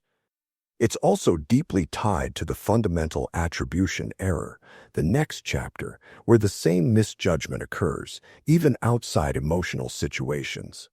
Here's a simple check. When someone does something wrong, ask, if I had done that, how would I explain it? That one question can be the difference between judgment and understanding. The fundamental attribution error. Someone trips on the sidewalk. You think, they're clumsy, but when you trip, the sidewalk was uneven. This is the fundamental attribution error, your brain's tendency to overestimate someone's personality and underestimate their situation, especially when judging others. It's a close cousin to the actor-observer bias, but even broader because it happens even when emotions aren't involved. Let's say you're watching a reality show. One contestant seems loud and annoying. You assume they're just like that. But maybe they were nervous, or edited unfairly, or reacting to something off camera. You don't see that. So your brain just fills in. That's who they are. You see someone begging on the street. They're lazy. Not maybe they lost their job, had no support, and are trapped. You see a coworker miss a deadline. They're irresponsible. Not maybe they're taking care of a sick parent. Why do we make this mistake? Because personality feels permanent, situations are invisible, and your brain likes simple stories. Saying they're selfish is easier than asking what might have led them to act this way. But here's the danger. This error makes you less empathetic, more reactive, and much more likely to misjudge people. It's also how prejudice, stereotyping, and unfair treatment get justified. Because when we assume the worst about someone's character, we stop questioning their circumstances. The truth? Most people are acting out what their situation demands, not what their personality intends. Sometimes, the jerk isn't a jerk, they're just late, tired, scared, or overwhelmed. Same as you. Cultural tightness-looseness theory. In Singapore, jaywalking can cost you hundreds of dollars. In Brazil, nobody bats an eye if you cross the street wherever you like. Why do some countries enforce strict rules and punish small deviations, while others seem to tolerate chaos? That's the core of the cultural tightness. Looseness theory, a powerful lens for understanding how different societies shape behavior. In a tight culture, rules are clear, expectations are high, and deviation is dangerous. Think Japan, South Korea, Germany, or Saudi Arabia. These societies often value order, discipline, and respect for hierarchy. In a loose culture, rules are flexible, experimentation is allowed, and nonconformity is normal. Think the Netherlands, the US, Brazil, or Australia. Here, individuality, creativity, and freedom are celebrated. But this isn't just about personality or politics, it's about survival. Cultures that faced historical threats, war, disease, natural disasters, tended to tighten up. The logic when the stakes are high, following rules keeps everyone safe. Looser cultures often developed in environments that were safer, more resource-rich, or more diverse, so strict control wasn't as necessary. Here's where it gets fascinating. Tight societies can be incredibly efficient and predictable, but they may stifle innovation or diversity. Loose societies encourage freedom and expression, but may struggle with coordination and social trust. Neither is better, they're just different strategies for managing risk, cooperation, and freedom. This theory also explains culture shock. If you grow up loose and enter a tight system, it feels suffocating. If you grow up tight and enter a loose system, it feels chaotic. Understanding this can reduce judgment and increase empathy. Social identity theory. Why do people fight over politics, sports teams, or even which phone brand is better? Why does being criticized feel personal, even when the comment was aimed at your country, your generation, or your profession? Because deep down, your brain doesn't just say, I believe this. It says, this is who I am. This is the essence of social identity theory, the idea that a huge part of your identity comes from the groups you belong to. You're not just an individual. You're part of tribes. Nationality, religion, gender, occupation, political party, subculture, online community, even your favorite band or brand. And once you adopt a group, something shifts. You start to see the world as us versus them. You favor your in-group. You judge the out-group. You defend your side, even when it doesn't make sense, because attacking it feels like attacking you. This is why people deny obvious flaws in their political leader, get furious when someone criticizes their hometown, feel loyalty to companies that don't even know they exist, or join internet wars over something like Apple versus Android. It's not about facts. It's about identity. And when identity is on the line, logic takes a back seat. Here's the paradox. The stronger your group identity, the easier it is to lose sight of your individual values. You adopt beliefs because your group believes them, not because you examined them yourself. And you may defend things you'd never accept alone. Understanding this theory doesn't mean rejecting your communities. It means not confusing group belonging with personal truth. Because you are more than your label, and your beliefs are allowed to evolve. Status quo bias. Imagine you're offered two choices. Keep your current health insurance, even if it's expensive and confusing. Switch to a better, cheaper plan, but it requires reading through forms and making a call. Most people stick with option one, not because it's better, not because they love it, but because it's already there. This is status quo bias, your brain's powerful preference to keep things the way they are, even when change would clearly help you. Here's how it shows up. People stay in jobs they hate because it's stable. They stay in toxic relationships because it's been so long. They avoid switching banks, doctors, or phone plans, even when switching would save time, money, or stress. Why? Because change feels like risk, even when the risk is not changing. Your brain is wired to overvalue the current state. Once something becomes your default, it feels safer, more trustworthy, and harder to replace. Even when we say we like freedom or options, we often freeze when faced with real decisions, because newness equals uncertainty. And uncertainty, danger, evolutionarily speaking. So you stick with what's familiar, even if it's broken. This bias is so powerful it's exploited everywhere. Companies design confusing unsubscribe processes, governments make voter registration opt-in instead of automatic. Apps auto-renew subscriptions because they know you won't bother canceling, because the default wins. Inaction is sticky. Want to beat this? Force yourself to ask, if I were starting fresh today, would I choose this? If the answer is no, then the only reason you're staying is the bias. The scarcity effect. Only 2 left in stock. Limited time offer. Last chance to grab yours. When you see these phrases, something happens in your brain, your heart rate rises, your focus sharpens, and suddenly you want it. Badly. Even if you didn't want it 5 seconds ago. That's the scarcity effect, your brain's tendency to assign more value to things that are less available. It's not just a marketing trick, it's a deep psychological bias hardwired into human evolution. In ancient environments, scarce resources meant survival. If food was running out, you fought harder for it. If a shelter was rare, you claimed it before someone else did.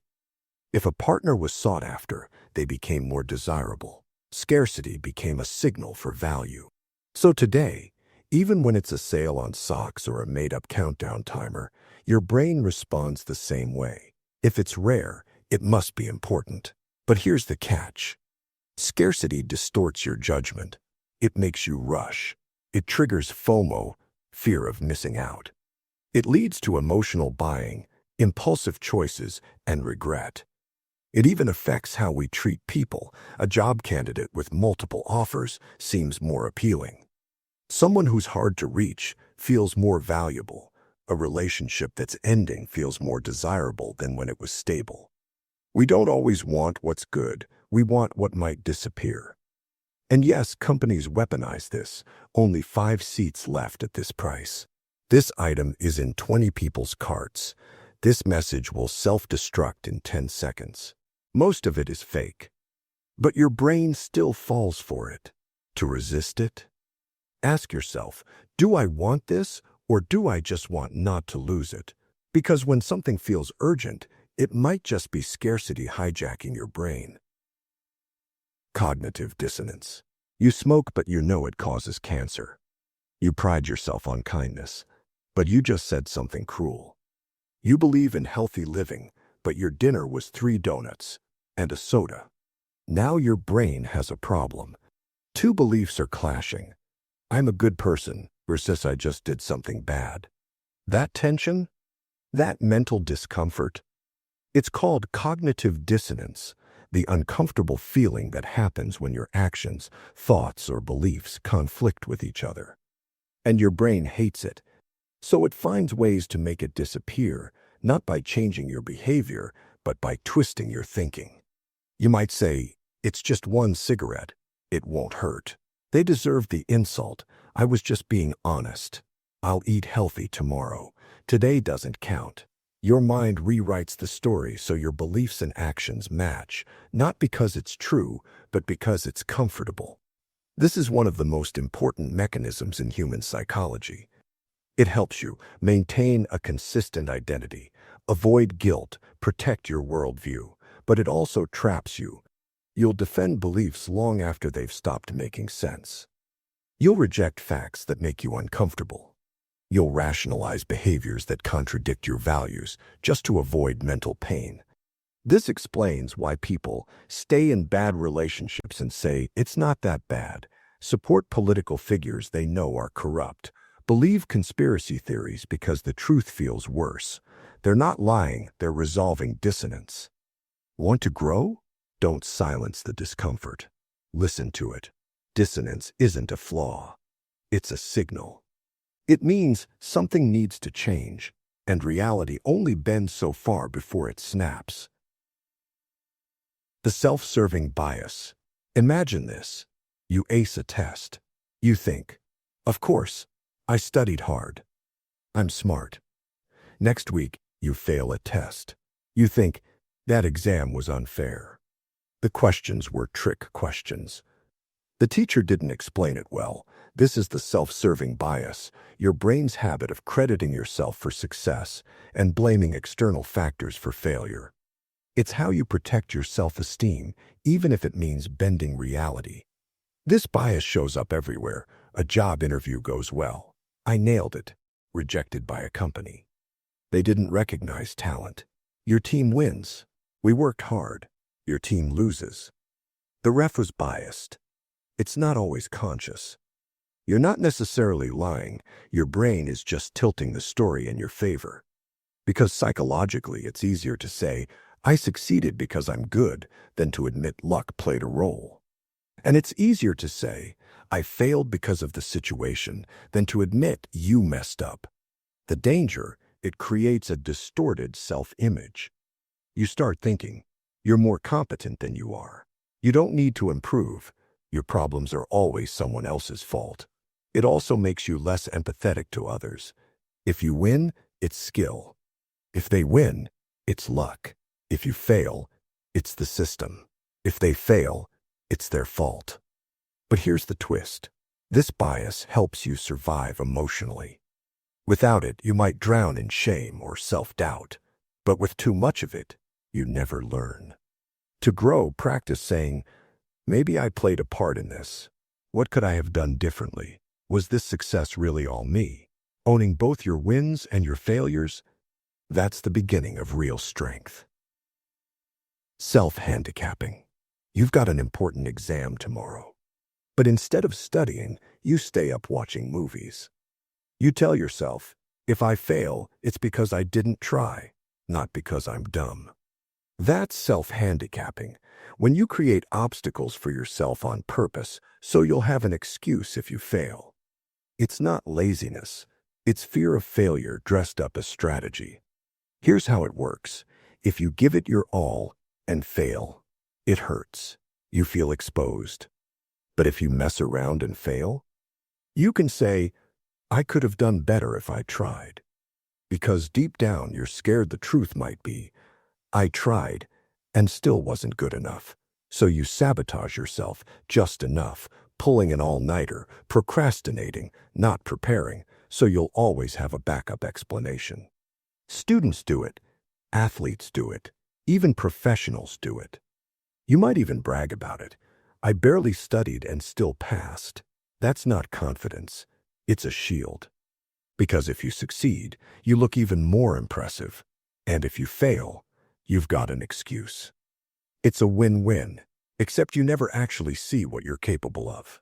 The tragedy. You trade real growth for temporary protection. You'll never know how far you can go if you keep putting obstacles in your own way just to protect your pride. Want to break the loop? Flip the fear.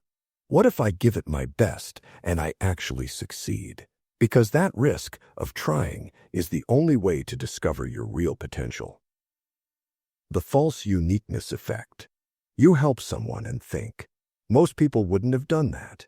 You stay honest under pressure and believe, "I'm not like other people. I have stronger morals." This is the false uniqueness effect, your tendency to believe your positive qualities and behaviors are more rare than they really are. In other words, I'm special, in a good way. It's comforting to think you're unique, that your kindness, intelligence, or integrity sets you apart from the crowd. But here's what happens. When you succeed, you think it's because of your rare ability.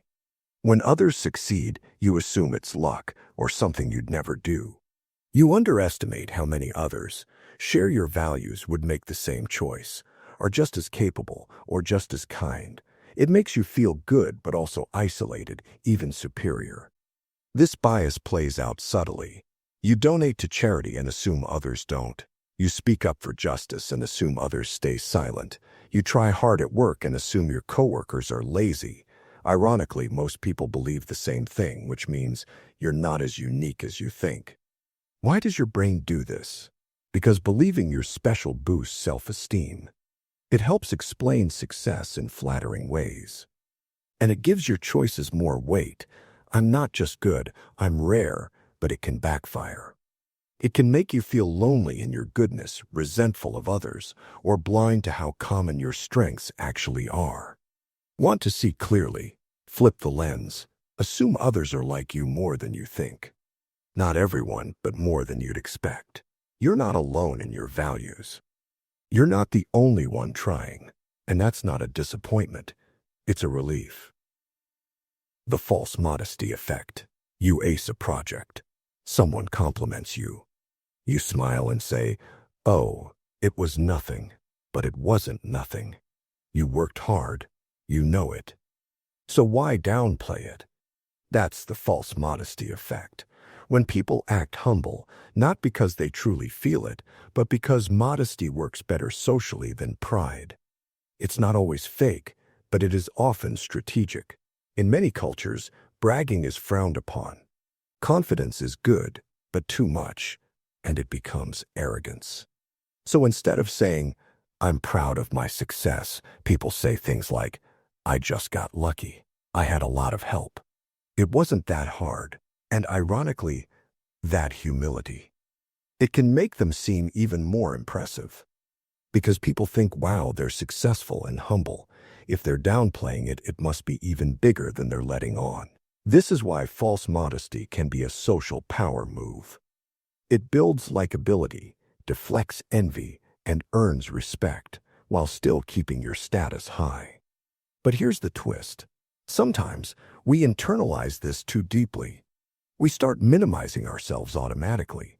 We act smaller than we are, even in private. We start believing our success doesn't count. We shouldn't be proud. Confidence is dangerous. And that's the real danger, forgetting how hard we actually worked or how much we truly deserve. So what's the balance? You don't have to brag. You don't have to shrink. You can simply say, "Thank you. I'm proud of it." True confidence doesn't need to be loud, but it also doesn't need to pretend it's not there. The self-fulfilling prophecy. A teacher believes a student is gifted, so she gives him more attention, challenges, and praise. He performs better. Another student is labeled lazy, so expectations drop, encouragement fades, and performance declines. What if nothing was true about either student until someone believed it? That's the self-fulfilling prophecy, a belief that starts off false, but becomes true over time because of how people behave around it. Think of it like this. You believe something will happen. That belief changes your behavior. That behavior makes the outcome more likely, which then proves the belief right. It's a psychological loop. You don't just predict the future, you quietly cause it. It works in small personal ways too. You believe someone dislikes you, so you act distant, so they withdraw, and now they really do dislike you. You think you'll fail, so you don't prepare, and then you fail. You think you're bad at socializing, so you avoid people, and then feel awkward when you do try. The prophecy fulfills itself. Not because it was destined, but because you bent reality to match your belief. This happens in schools, in families, in relationships, in entire societies. People become what they're treated as, not what they really are. And most dangerously, you do it to yourself. You believe you're incapable, unworthy, unwanted, and everything else you do adjusts to that belief. Want to break it? Flip the prophecy. What happens if you believe you're capable? What happens if you believe people will like you? What if you expect good things, not because they're guaranteed, but because your belief will shape the path? The future is fragile, so is identity. What you believe about yourself isn't just an opinion, it's a prophecy. Handle it with care. Narrative identity theory. You've been telling a story not out loud but silently in your mind. A story about who you are, where you've been, what it all means. That story becomes your identity. This is narrative identity theory, the idea that we don't just have memories, we arrange them into a story. And that story becomes the lens through which we interpret everything: why we succeeded, why we failed, what kind of person we are, what kind of future we deserve. It's not just what happened, it's how you explain what happened that shapes your identity. Two people live through the same event. One says, "That moment broke me. I've never recovered." The other says, "That moment tested me. It made me who I am." Same facts. Different narrative, different self. Your brain is constantly searching for meaning. And it will fill in the blanks to create a story that makes sense, even if that means oversimplifying, rewriting, or exaggerating. If your story is, "I've always been the one people leave," you might ignore all the times someone stayed. If your story is, "I never finish what I start," you might downplay every small success you've had. You keep retelling the same script, and eventually, you become it. The disturbing part? That story feels true, but it's a construction. Not a lie, not fake, but also not inevitable. You've been editing your identity this whole time, without realizing it. Here's the power. You can rewrite the story. You can shift the tone, the lessons, the role you play. Not to fake it, but to see it differently. Instead of the victim, maybe you were the survivor. Instead of the screw-up, maybe you were the learner. Instead of stuck, maybe you're mid-story. The facts don't change, but your identity does, based on what you choose to make it mean. Defensive attribution. Imagine someone else gets into a car accident. Your brain races. Were they distracted? Driving too fast? Probably careless. But if you had been the one in the accident, the sun was in my eyes. That driver came out of nowhere. Anyone would have crashed. This is defensive attribution, the mental habit of blaming others more harshly than ourselves, especially when the situation feels threatening, unpredictable, or random. It's not about fairness. It's about self-protection. Why? Because deep down, we're scared. If bad things can happen for no reason, then they could happen to us too. So our brain tries to create a buffer. That wouldn't happen to me because I'm more careful. They must have done something wrong. If I avoid their mistake, I'll be safe. We blame the victim, not out of cruelty, but because we can't accept that sometimes bad things just happen. This effect gets even stronger with worse outcomes. If someone dies unexpectedly, or is diagnosed with a serious illness, or loses everything in an accident, our minds start grasping for reasons. Were they healthy? Were they being responsible? Did they do something risky? Because if there's no reason, then we're vulnerable too. So we invent one and assign blame. It's connected to the just world hypothesis, our need to believe the world is fair. That good things happen to good people, and bad things only happen to those who deserve it. But real life doesn't work like that. And the more we deny it, the more we distance ourselves from empathy and from truth, the way out. Recognize that randomness is real. Bad luck happens. Blame isn't always insight. And most importantly, just because someone suffered doesn't mean they caused it. The world doesn't have to feel fair for us to act with compassion. Self-perception theory. You smile and feel a little happier. You volunteer and think, I must be kind. You hesitate and conclude, maybe I'm not confident.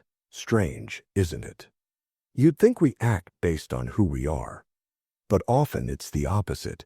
We become who we think we are based on what we've done. This is self-perception theory, the idea that you learn about your own emotions, personality, and values by observing your own behavior just like an outsider would. Imagine a mirror that doesn't show your face, but your actions. You go to the gym regularly. You must care about health. You interrupt people a lot. Maybe you're more impatient than you thought. You avoid public speaking. Perhaps you're shy. Your brain tries to make sense of your behavior, and from that it builds a story of who you are. It's like you're constantly studying yourself from a distance, trying to figure out your own personality by watching the movie of your life. This explains a lot of weird things. Why fake it till you make it sometimes works. You see yourself acting brave and think, maybe I am. Why doing kind acts can increase self-esteem, not because of what others say, but because you believe, I'm someone who helps. Why labeling yourself too early can backfire. You act differently, and now the label feels false or confusing. Here's the twist. This self-perception loop is fragile. If you're forced to act a certain way, you discount the behavior. I only did it because I had to. But if you choose it freely, your brain takes it as truth. That's why tiny voluntary behaviors can quietly reshape your identity over time, often without you realizing. So the next time you feel lost, don't ask, who am I? Watch what you do. That's the story you're writing. And if you want to change who you are, start changing what you do, even in the smallest ways. The identity protective cognition. What if accepting a fact meant betraying your tribe? What if a truth didn't just prove you wrong, but shattered the story of who you are? This is identity protective cognition, a psychological defense system that activates when information threatens your group, your values, or your identity. It's not just that people reject facts. It's that some facts feel dangerous, not to your brain, but to your self-image. Imagine this. You're a strong believer in personal responsibility. Then a study shows how much poverty is shaped by systemic forces. Accepting it would require saying, maybe I was wrong about how the world works. Maybe I've judged people unfairly. That feels shameful.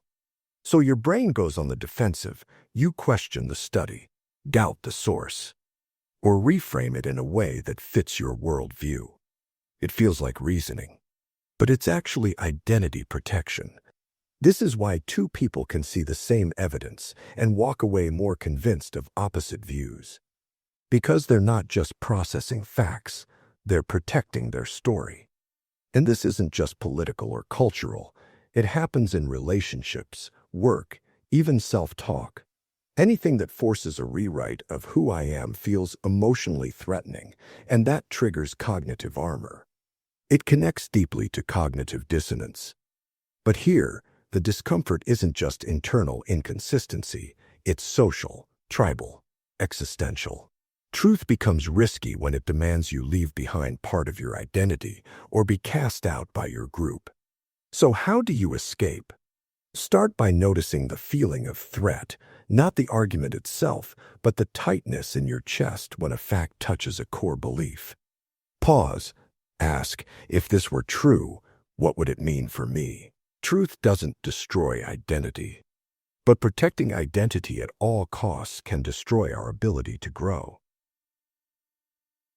The illusion of transparency. You're nervous during a presentation, heart pounding, palms sweating, voice shaky. You're sure everyone can tell. Right. Actually, no one noticed. They just thought you were serious. This is the illusion of transparency, the belief that your inner thoughts and emotions are more obvious to others than they really are. You feel exposed, but in reality, you're far more invisible than you think. Your brain lives inside your own head. You experience your emotions at full volume. So it's natural to assume others do too, but others don't hear your internal monologue. They only see the surface, and most people are too busy worrying about themselves to analyze your every twitch. You're broadcasting at 100 decibels, but to everyone else, it's barely a whisper. This illusion shows up everywhere. You tell a white lie and feel sure your guilt is obvious. You make a mistake and assume everyone saw your embarrassment. You try to act calm and worry your anxiety is showing through. But most of the time, they didn't notice, or they noticed and moved on. This bias is linked to a powerful truth. People aren't thinking about you nearly as much as you think. That's not depressing. It's freeing. You don't have to act perfectly. You don't have to hide every emotion because your audience isn't made of mind readers. They're just as lost in their own thoughts as you are. Understanding this can reduce anxiety. It can help you speak up, take risks, recover from awkward moments. Because once you realize that your inner chaos isn't showing, you stop trying to over-control your expression and start trusting your presence. You're not as transparent as you fear. And that gives you room to breathe. Illusory superiority. Think about this. Are you a better-than-average driver? A better friend? Smarter than most people? Odds are you said yes to at least one of those. And that's completely normal, because almost everyone does. Welcome to illusory superiority, the cognitive bias where most people believe they're better than average at nearly everything, which mathematically can't be true. In one famous study, 93% of American drivers said they were above average. In another, most professors believed they were above average teachers. Even people in prison rate themselves as more moral than the average person. This isn't just ego. It's a glitch in how we compare ourselves to others. We see the full context of our own lives, all the good intentions, struggles, and excuses. But we judge others mostly by their visible actions. So when someone cuts us off, they're a jerk. But when we do it, we had a reason. This bias helps explain overconfidence, bad decision-making, and why some people resist feedback, because it feels like an attack on a self-image that says, I'm already doing better than most. It also fuels denial. If you believe you're a good person, you may ignore or justify hurtful behavior, because accepting it would threaten that illusion. It's related to the self-serving bias, but here, it's not just about blaming others, it's about a consistent belief that we are exceptional, even when we're average or worse. The truth? You probably are better than average at some things, but not everything. And not all the time. Recognizing this doesn't lower your worth, it makes you wiser. It opens you up to feedback, growth, and empathy. Because the moment you stop assuming you're above average is the moment you can actually become it. Self-verification theory. Imagine someone tells you you're really confident and charismatic, but deep down you think of yourself as awkward. Instead of feeling flattered, you feel uncomfortable, like they've misunderstood you. This is self-verification theory, the idea that people don't just want to be seen positively. They want to be seen accurately, in a way that matches how they already see themselves. Even if that self-image is negative, we tend to think people seek praise. But what they often seek more is confirmation. Confirmation that their identity is real, stable, predictable. If someone believes they're worthless, they may actually push away kindness, disbelieve compliments, or stay in harmful relationships. Because deep down, it all fits their self-view. It's not that they want to suffer. It's that being known, even for something painful, feels safer than being misunderstood. This theory helps explain why people stay in toxic roles or relationships, why they reject growth opportunities, why they sabotage change. Because any shift, even a positive one, can feel like losing control over who you are. And this need for self-verification is strongest when people feel vulnerable or uncertain. In those moments, even negative labels feel grounding. Here's the paradox. We want to be understood. But we also want to stay the same. And sometimes those two things pull in opposite directions. So we reinforce our identity, not by who we could become, but by repeating who we believe we already are. But awareness can loosen the grip. When you hear someone say something that doesn't match your self-view, pause before rejecting it. Ask, what if they're seeing something I've been blind to? Growth often starts not with changing how you feel, but with allowing someone else to imagine you more kindly than you imagine yourself. The locus of control effect. Two people fail the same test. One says, I'm just not smart. The other says, I didn't study the right way. I'll adjust. Same event. Two completely different interpretations of control. This is called locus of control, a psychological concept that describes where you believe the power over your life comes from. Do you think your outcomes are caused by you, internal, or by forces outside your control, external? People with an internal locus believe their actions, choices, and efforts shape what happens. They say things like, I didn't get the job, I need to improve, my relationship failed, I have to work on how I communicate. They tend to feel more motivated, persistent, and responsible. People with an external locus, on the other hand, believe their lives are shaped by luck, fate, or other people. They say things like, the system is rigged. It wasn't meant to be. They may feel less stress when things go wrong, but also less empowered to change them. Neither is always wrong. Life really does include luck, inequality, and randomness.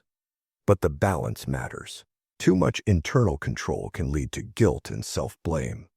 Too much external control leads to helplessness and passivity. And that's where the learned helplessness trap begins. If you believe nothing you do makes a difference, you stop trying, even when you could change something. The key is flexibility. People thrive when they believe, I can't control everything, but I can control my response. This mindset shifts you from victim to agent, not by denying reality, but by claiming whatever power still remains. Your locus isn't fixed. It can shift, moment by moment, based on how you think. And once you learn that your beliefs about control are themselves controllable, you unlock the most powerful layer of change. Defensive pessimism. You're about to give a big presentation. Your friend tells you, just be confident. Picture it going perfectly, but in your head you're thinking, I'll forget everything. Everyone will laugh. This is going to be a disaster. It sounds like anxiety. But what if that mindset actually helps you? This is called defensive pessimism, a strategy where people intentionally imagine the worst-case scenario so they can mentally prepare, reduce anxiety, and perform better. It's not the same as giving up. In fact, it's often used by high achievers who feel pressure and want control. Here's how it works. Instead of trying to think positive, defensive pessimists say, what could go wrong? How would I handle it? What can I prepare for now? By confronting their fears early, they create a sense of readiness. Ironically, this lowers their stress because they're not pretending everything will be fine. They're building a mental plan for if it isn't. It's the opposite of strategic optimism, where people boost confidence by expecting success. Both can work, but only if the person's mindset matches their natural wiring. If you force a defensive pessimist to just be positive, they might actually perform worse because they feel unprepared for reality. This idea challenges common self-help advice. Sometimes, visualizing failure is what prevents it. Sometimes, worrying is part of the strategy, not the problem. The danger isn't in expecting bad things. It's in being paralyzed by them. Defensive pessimism works best when paired with action. You think through the worst and then prepare like hell to avoid it. That's what separates it from hopelessness. It's fear used as fuel. The better-than-average effect. If you asked 100 people whether they're above average in intelligence, about 70 of them would say yes. But that's impossible. By definition, only half can be above average. This is the better-than-average effect, a common cognitive bias where most people believe they're better than others in almost every way: smarter, kinder, more honest, more skilled, even better drivers. The irony: most people think other people are delusional, they just don't see it in themselves. This isn't just arrogance, it's how the human brain protects self-esteem. Thinking we're above average helps us feel competent, in control, and safe. It gives us a sense of value, especially when life feels uncertain or competitive. But it also causes blind spots. We underestimate our own flaws. We dismiss criticism as jealousy. We ignore warnings because that won't happen to me. That's how people fall for scams, take reckless risks, or repeat mistakes. They think they're the exception, until they're not. This bias is especially strong in ambiguous areas, like leadership, morality, or creativity. Because people define average differently, and they usually define it in a way that favors themselves. For example, I'm not a perfect driver, but at least I don't speed like those maniacs. Or, I may not be a genius, but at least I think for myself. We cherry-pick traits that make us look good. What's the fix? Not to assume you're below average, but to recognize that you're not immune. Humility isn't about putting yourself down. It's about being open to feedback, aware of blind spots, and able to say, maybe I'm wrong. That mindset doesn't make you less exceptional. It makes you more accurate, and ironically more likely to grow into someone exceptional. Symbolic self-completion. A man gets a gym membership, new workout clothes, and protein powder before he's done a single push-up. A writer buys fancy notebooks, a vintage typewriter, and quotes for their wall but hasn't written a word. Why? Because these objects feel like proof of who they want to be. This is symbolic self-completion, when people try to fill in gaps in their identity by acquiring symbols that represent what they haven't yet achieved.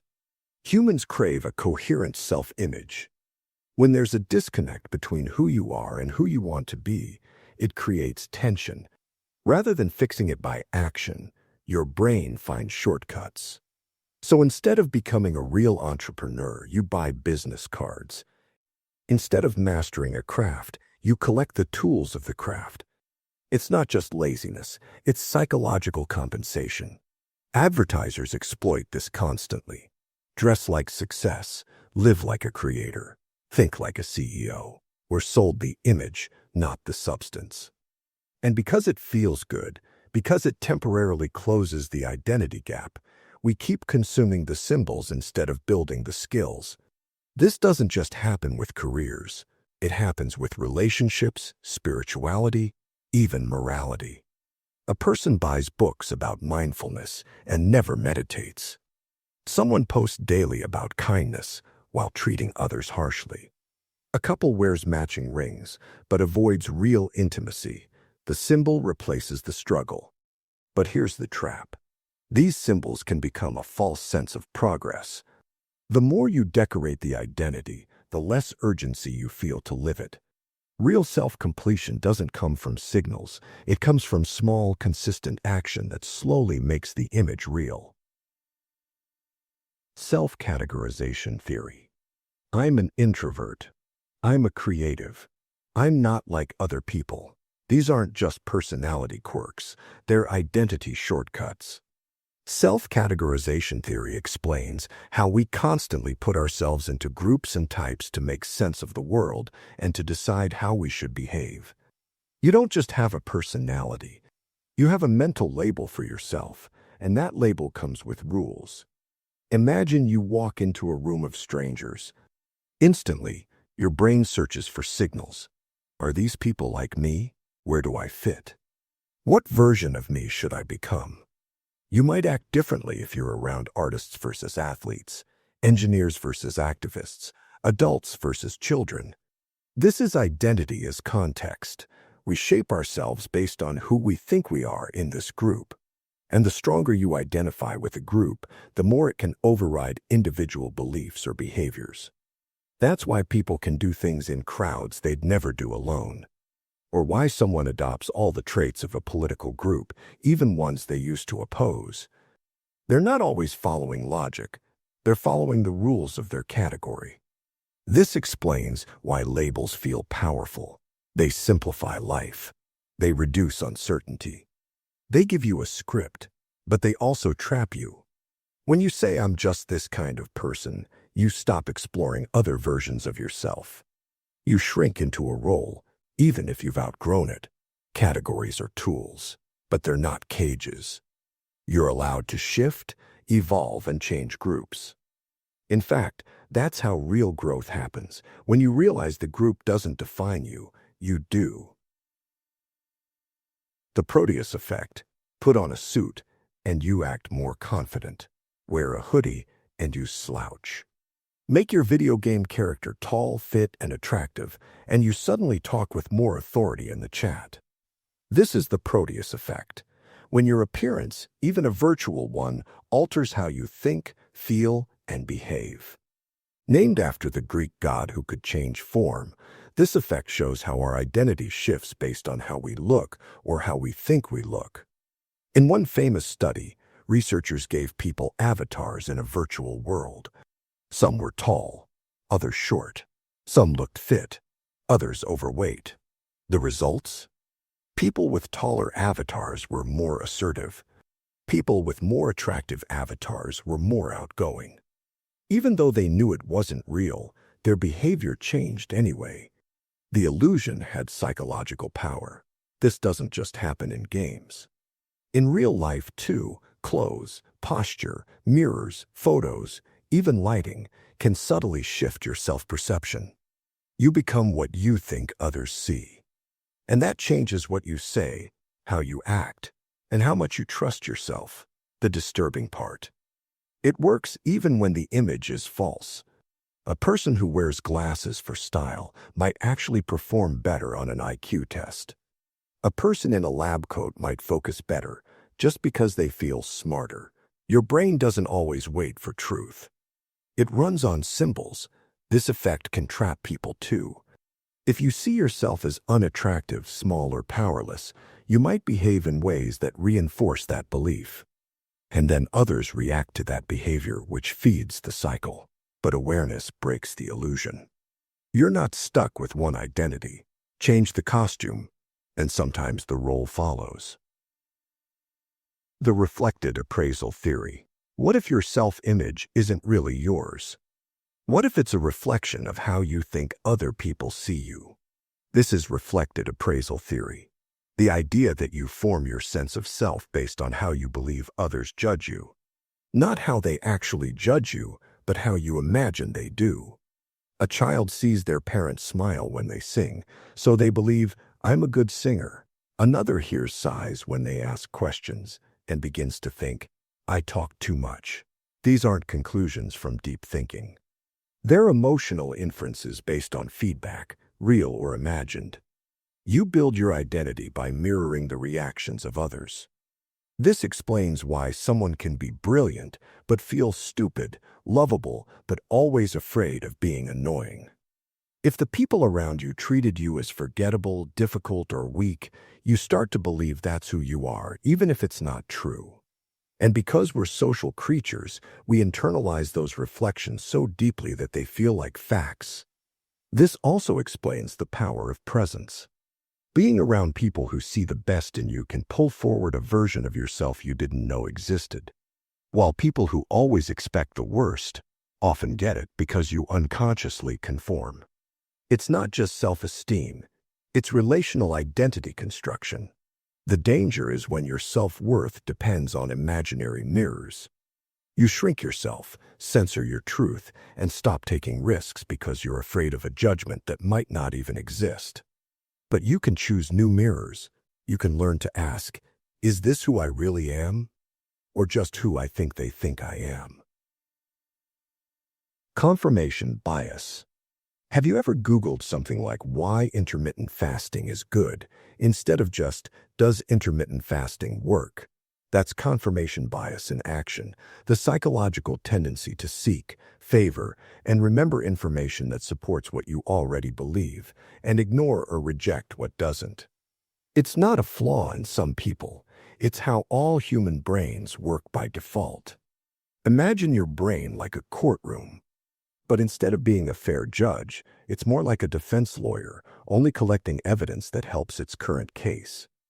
If you believe you're unlucky, you'll remember every misfortune and ignore every lucky break. If you think someone is arrogant, you'll notice every time they interrupt and ignore every time they listen quietly. Your brain is pattern matching for proof, not truth.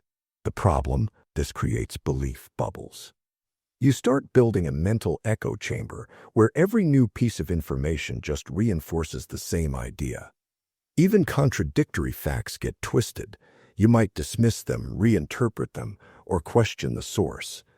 You don't feel like you're ignoring anything, but you are. And this gets worse online. Algorithms learn what you believe and feed you more of the same. You get trapped in a reality tunnel where everyone seems to agree with you because the disagreeing voices were never shown to you at all.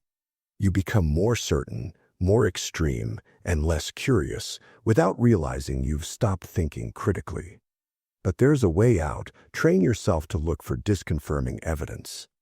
Ask questions like, what would prove me wrong? Or, what's the best counterargument to this? Not to abandon your beliefs, but to earn them. Only then can your thinking evolve, instead of just loop. The illusion of control. You press the elevator button harder, even though it's already lit. You blow on the dice before throwing them. You feel safer driving than flying, even though flying is statistically safer. Welcome to the illusion of control, the tendency to believe we have more control over outcomes than we actually do. And it's not just superstition. It's a deep psychological need. Our brains crave control because feeling powerless is terrifying. So we create little rituals, routines, and personal rules to convince ourselves that we're in charge. In a famous study, people were asked to press a button to light up a panel. The panel lit up at random, but most participants believed they had figured out a pattern. Some even developed elaborate strategies for getting it to work. They felt in control, even when they weren't. This bias shows up in gambling, too. People prefer choosing their own lottery numbers over getting random ones, as if their choice improves the odds. In business, leaders may feel responsible for success when much of it was timing, luck, or external forces. In relationships, people blame themselves for things they couldn't have changed. The illusion isn't always dangerous. Sometimes it motivates effort, focus, even hope, but it becomes dangerous when it blinds us to reality. Because if you think you're fully in control, you overestimate your influence. You blame yourself for random outcomes. Or worse, you blame others for things outside their hands. It also makes you ignore real risks. You got this, you think.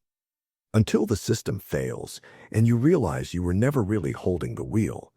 Seeing the illusion doesn't mean giving up. It means knowing the difference between effort and outcome, between influence and fantasy. And sometimes true strength is in saying, this part isn't mine to control. The backfire effect. You've seen it happen. Someone shares a clear, logical explanation, only to watch the other person double down on their belief, more certain than ever. That's the backfire effect. When presenting people with facts that challenge their beliefs, makes them cling to those beliefs even more fiercely. It's one of the strangest, most frustrating patterns in human psychology. And it doesn't just happen to them. It happens to all of us. Imagine someone believes a conspiracy theory. You calmly explain why it's false. You show studies, data, historical context. They pause, and then respond with even more conviction. What just happened? It's not because they're stupid. It's because their belief is tied to identity, not just logic. When a core belief is threatened, the brain reacts like it's being attacked, emotionally, physically, neurologically. Defensive reasoning kicks in. Your inner lawyer scrambles to protect your worldview. In this state, facts don't feel like truth. They feel like betrayal. Instead of updating the belief, you strengthen it because now you've defended it. You've made it yours. And ironically, the more intelligent someone is, the better they are at constructing arguments to justify what they already believe. This connects with confirmation bias, but the backfire effect is worse. It's not just filtering, it's digging in. So what's the way out?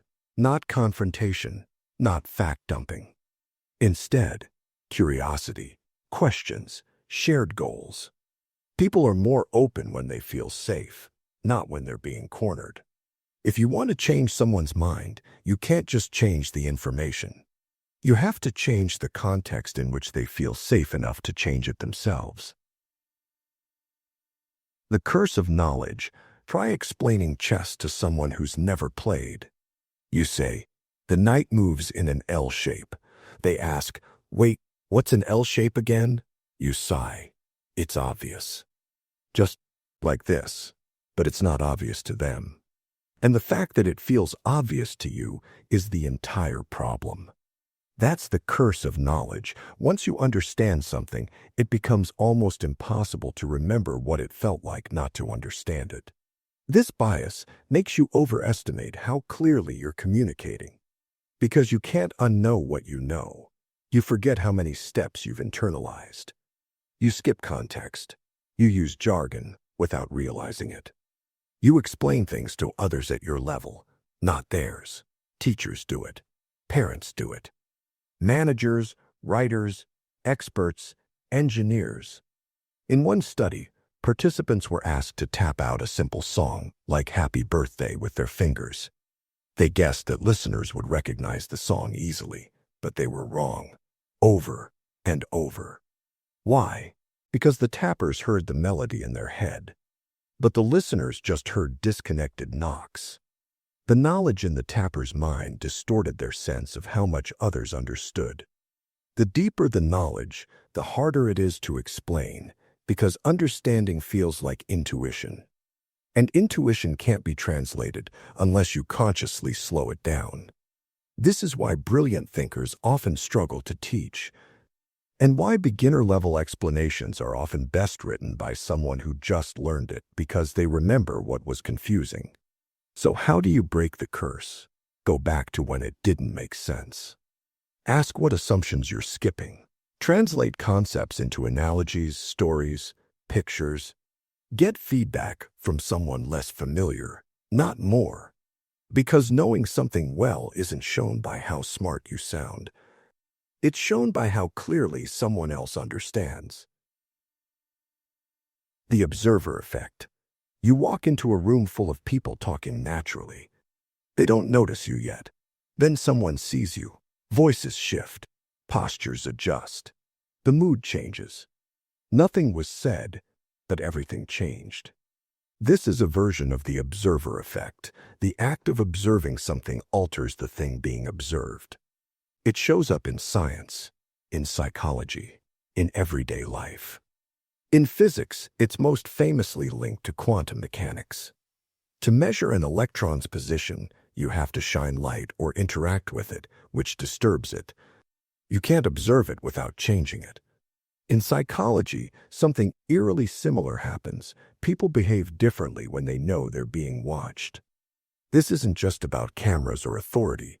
It's deeper. Being seen changes the script. You become a performer. You think about how you should act. You imagine how you appear. And so you behave not just as yourself, but as a version shaped by the audience.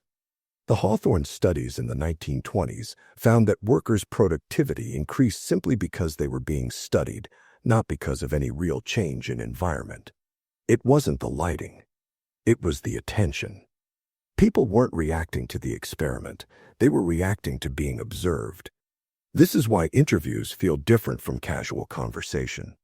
Why reality TV isn't real. Why even self-reflection can become a performance when you imagine someone reading your thoughts. It's also why surveillance, even the possibility of being watched, can change how people dress, walk, speak. So what does this mean? It means that truth is elusive. Because the moment you try to look at it, you shape it. Sometimes that's inevitable. But sometimes the only way to truly understand something is to let it be unseen, unmeasured, unafraid. The hot hand fallacy. A basketball player hits 3 shots in a row. The crowd goes wild. He's on fire. His teammates keep passing him the ball. Commentators call it a hot hand. But here's the twist. Statistically, there's no evidence that players shoot better after making a few shots. This is the hot hand fallacy, our belief that success comes in streaks, even when it's actually random. We're wired to see patterns, even when there are none. It makes sense evolutionarily. Detecting real patterns helped us survive. But in randomness, there will be streaks. Flip a coin 100 times, and you'll see long runs of heads or tails. Not because something's changed, but because randomness clusters by chance. Still, when we see these streaks, we assume there's momentum, energy, heat. In the 1980s, a landmark study on NBA players found that hot hands weren't real. Players were no more likely to make the next shot after hitting several in a row than if they had missed. But fans, coaches, and even the players themselves believed in the streak. They passed differently, defended differently. They built entire strategies around something that wasn't there. And ironically, that belief itself could sometimes change the outcome, not because the player was hot, but because everyone else acted like he was. This connects with other illusions, the gambler's fallacy, thinking luck is due, and confirmation bias, seeing what we expect to see. But the hot hand fallacy reveals something deeper. We want to believe in momentum, that success builds on itself, that there's a rhythm to life. Sometimes there is. But often, we're just reading fire into the flames of random sparks. And if we're not careful, we start chasing heat that was never there. The gambler's fallacy. You sit at a roulette table. The last 5 spins were all red. The crowd leans forward. You think, black is due. It has to be, but it doesn't. This is the gambler's fallacy, the belief that past random events change the probability of future ones, even when they don't. It's one of the most seductive illusions in human reasoning, and casinos thrive on it. Here's the truth. In a fair game, each spin is independent. The ball doesn't remember the last result. The wheel isn't trying to be fair. The odds haven't shifted, but in your mind, it feels wrong for red to happen 5 times in a row. You feel tension building, like the universe needs to restore balance. So you bet big and lose. This fallacy shows up everywhere. If a coin lands heads 10 times, people bet on tails, thinking balance must be coming. After a streak of bad luck, people believe good fortune is around the corner, not because anything changed, but because it feels like it should. It's a misunderstanding of randomness. Randomness is not evenly spaced. It's lumpy, streaky, chaotic. But our brains crave patterns. We want luck to be fair. We want the universe to even things out. Even more dangerously, the gambler's fallacy drives real-life decisions. Investors think a stock will bounce back just because it dropped. Judges grant parole less often after already saying yes too many times that day. People make life bets, careers, relationships, money, assuming balance is coming. But randomness has no memory, and due is a feeling, not a fact. Understanding this doesn't mean you become emotionless. It means you stop chasing justice and chaos. Because true fairness in randomness doesn't show up in the short term. And if you don't know that, you'll lose, not to the odds, but to yourself. The Forer effect. You have a great need for others to like and admire you, but you also tend to be critical of yourself. You sometimes doubt whether you've made the right decisions. You have a creative side that you haven't fully explored. Sound familiar? That's not a psychic reading. It's a psychological trick, and nearly everyone falls for it. This is the Forer effect. Our tendency to believe generic, vague statements applies specifically and deeply to us. In 1948, psychologist Bertram Forer gave his students a personality test. Afterward, he handed each person their unique results. Most rated the descriptions as incredibly accurate. But here's the twist. Everyone got the exact same text.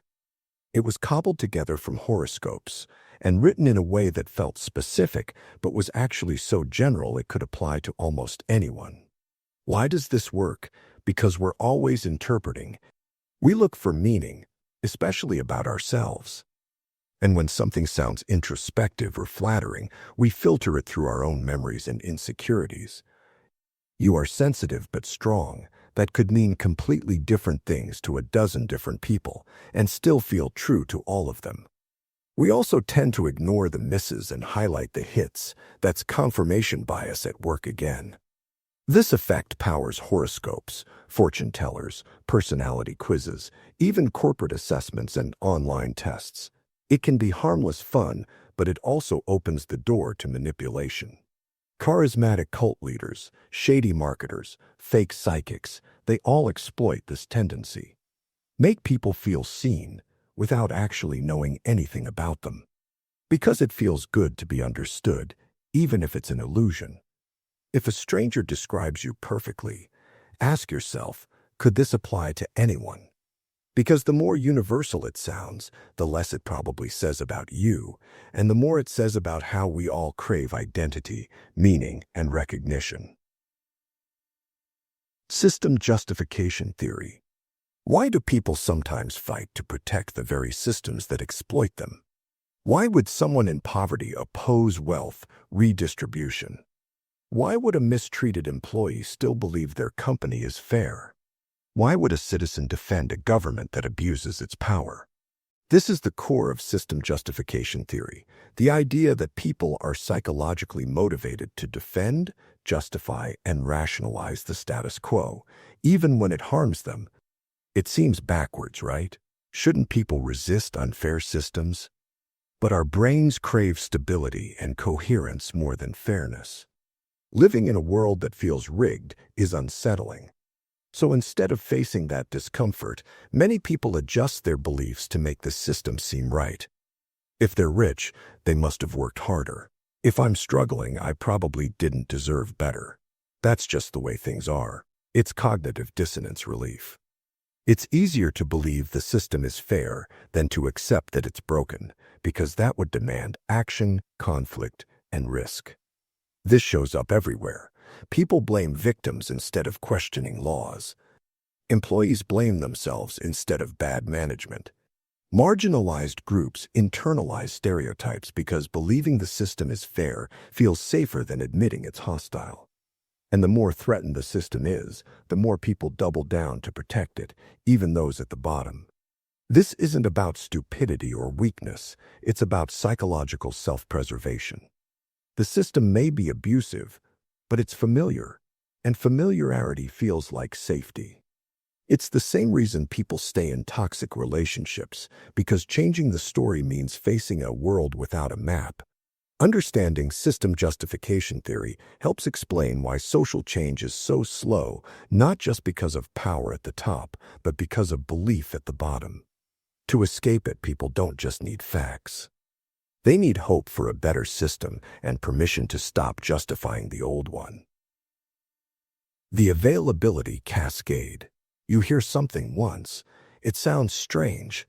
You hear it again. You're curious. You hear it a third time, and now it feels true.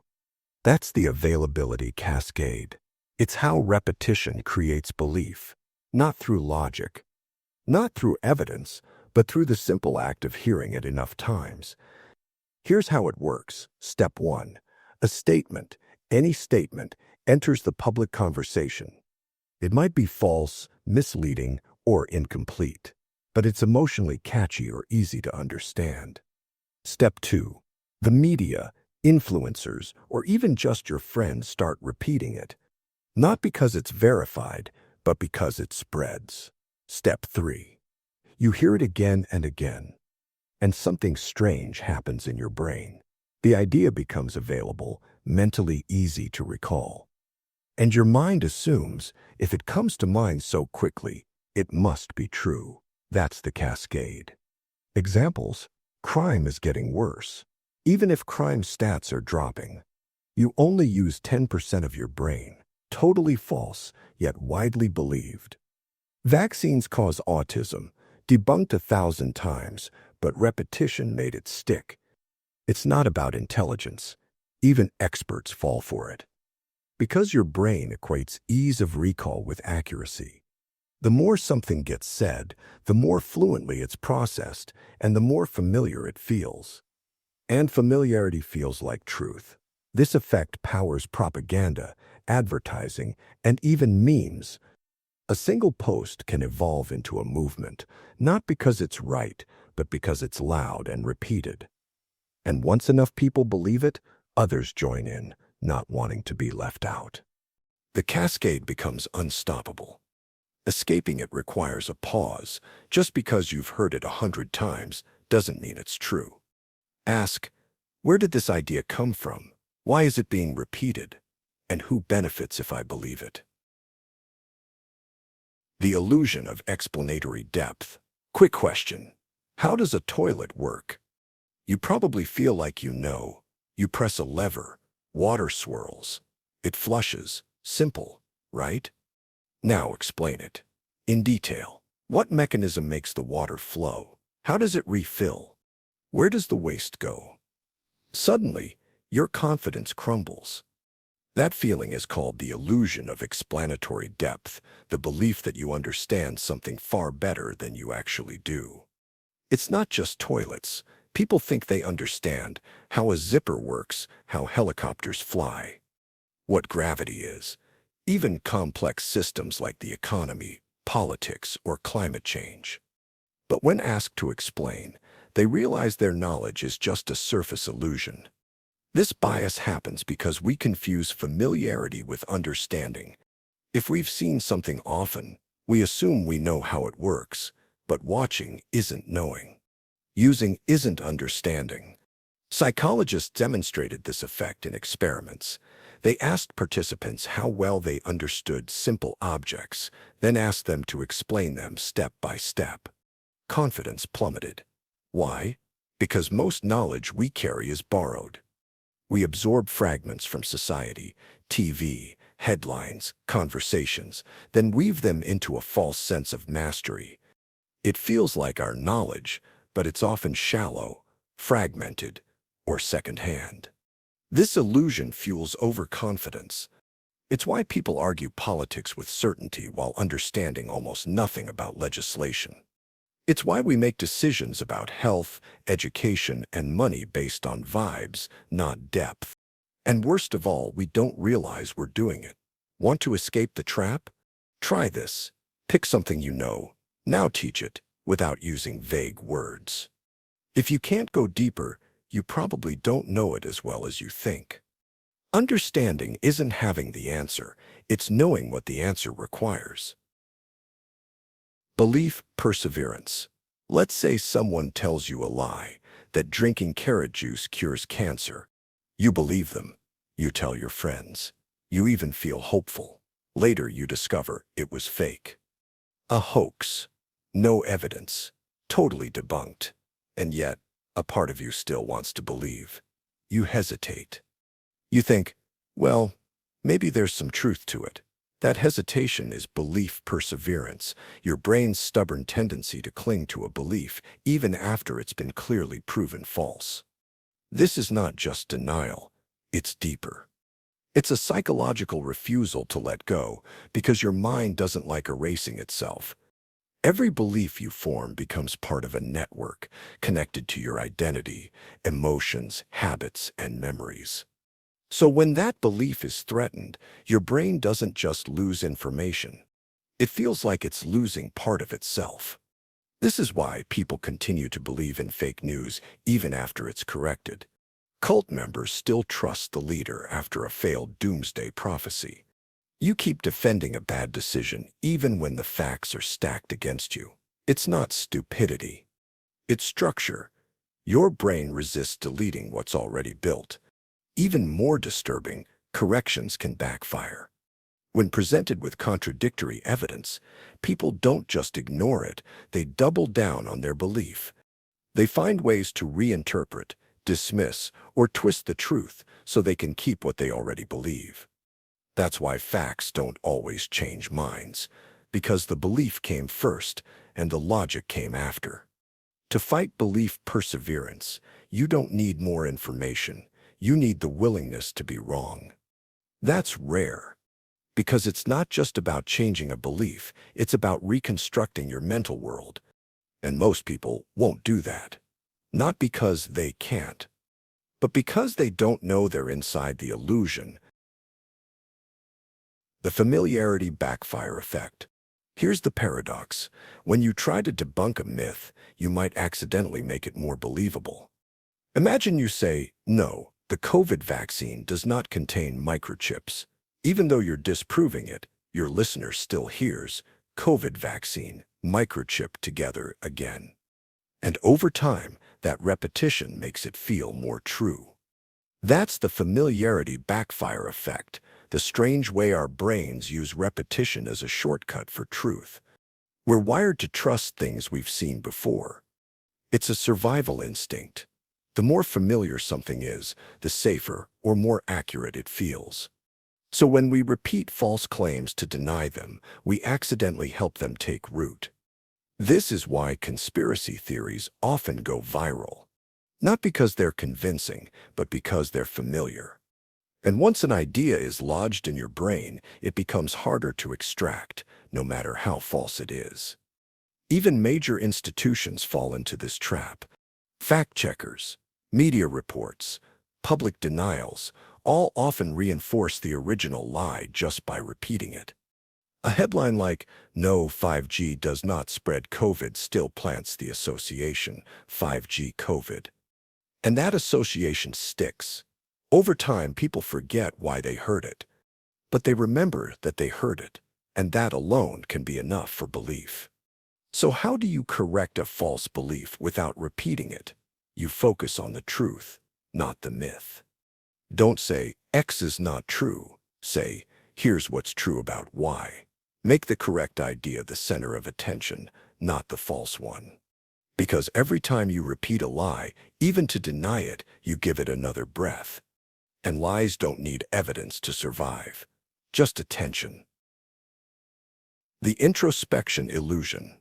You think you know why you do what you do, why you like what you like, why you feel the way you feel, but you don't. And here's the twist. You think you do. That's the introspection illusion, the false confidence we have in our ability to understand our own minds. You assume your thoughts, preferences, and motivations are transparent to you. That if you look inward hard enough, you'll find the answer. But most of the time, your brain is just guessing and then rationalizing after the fact. In a famous experiment, psychologists showed people identical pairs of stockings but asked which they preferred.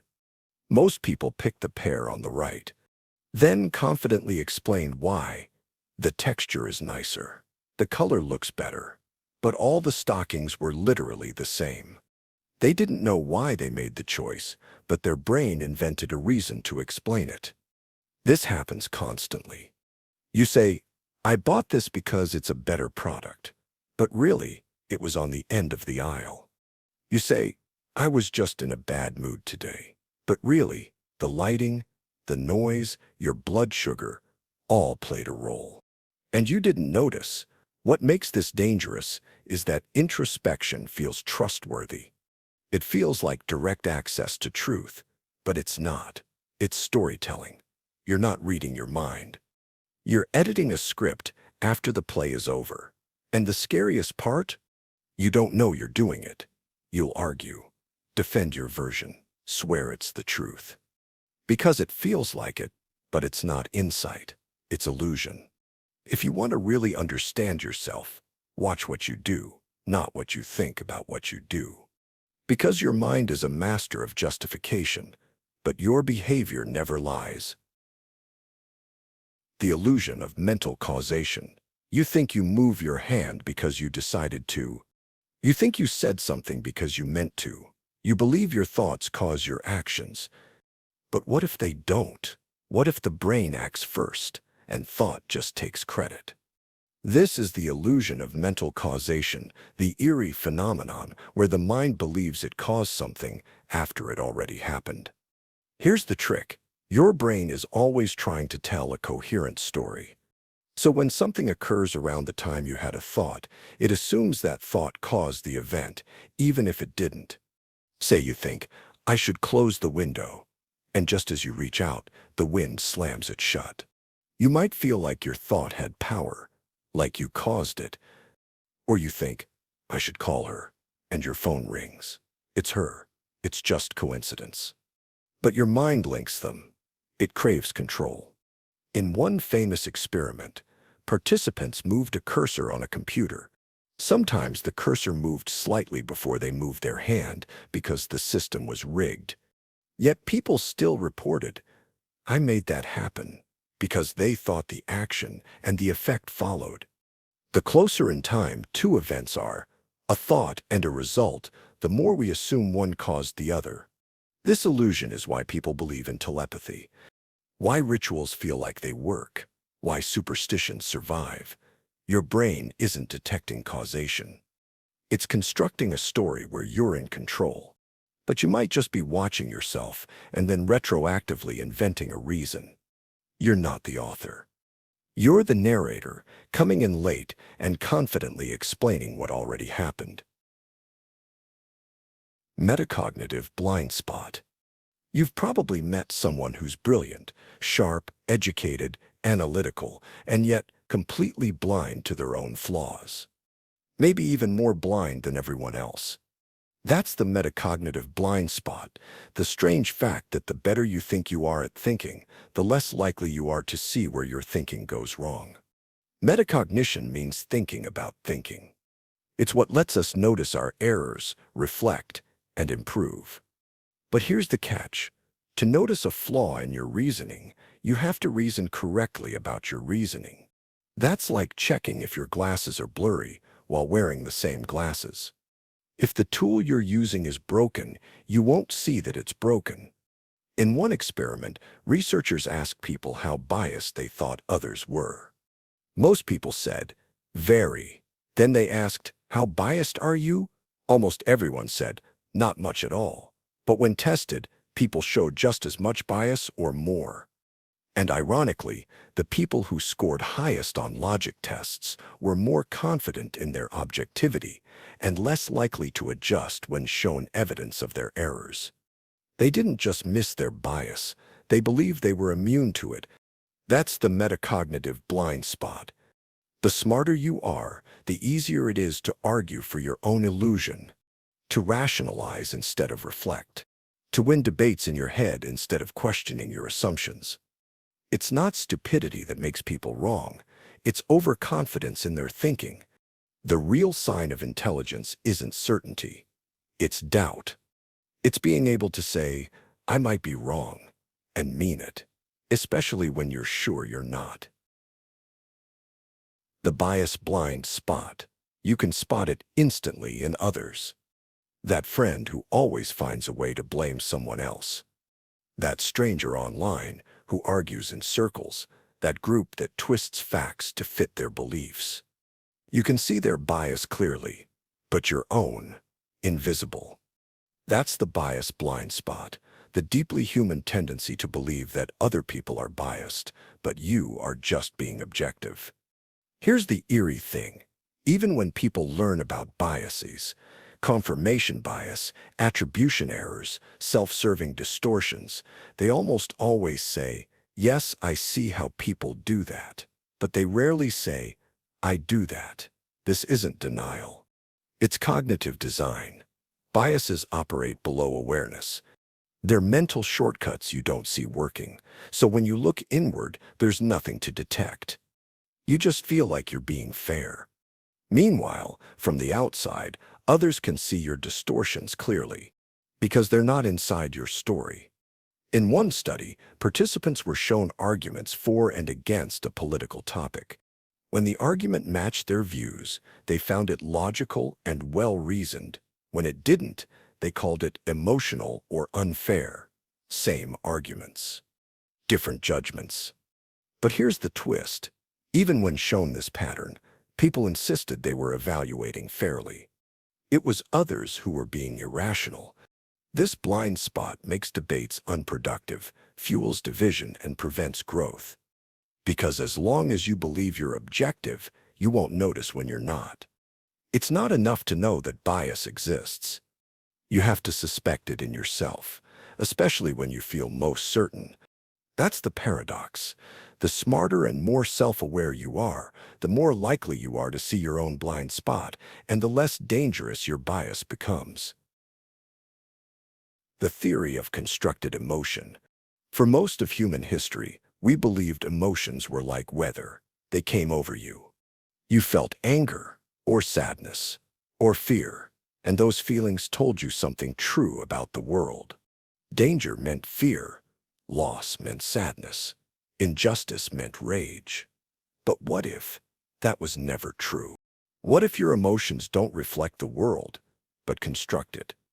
This is the theory of constructed emotion, a radical shift in psychology led by researcher Lisa Feldman Barrett. The claim is simple but disturbing. Emotions aren't hardwired reactions. They're predictions, guesses your brain makes to explain what's happening. When your stomach tightens, your heart races, your muscles tense, your brain doesn't know what that means by default. It has to interpret it. And how does it decide? It uses your past. It compares the current sensations to everything you've ever felt before, in this body, in this culture, in this story you call you, and then it makes its best guess. This feels like anxiety. This is probably anger. You're in love. You should panic now. You don't react to reality. You react to your brain's simulation of what reality probably is. And here's where it gets eerie. If emotion is constructed, then it can be wrong. You can feel shame when you did nothing wrong. You can feel joy that isn't real. You can build a whole identity around emotions that were never true reflections of anything, just misinterpretations of bodily noise.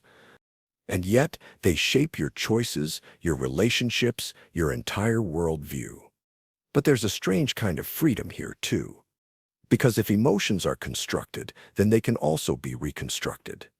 You can retrain the guesses. You can change what your brain predicts. You can learn to feel differently, on purpose, not by denying emotion, but by understanding it. Most people spend their entire lives believing their feelings are facts. They aren't. They're stories. Stories written by a body trying to make sense of itself. Stories that can be questioned, edited, and, when necessary, rewritten. And if there's one truth that ties all 100 levels together, it's this. Human behavior isn't logic. It's prediction, memory, identity, illusion. And when you understand the patterns beneath it, you don't just understand others, you begin to see the scaffolding of yourself. Thank you for making it to the end of this journey.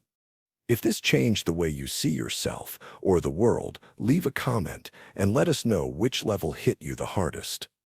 And if you want more deep psychology like this, subscribe to Overthinker. We're just getting started.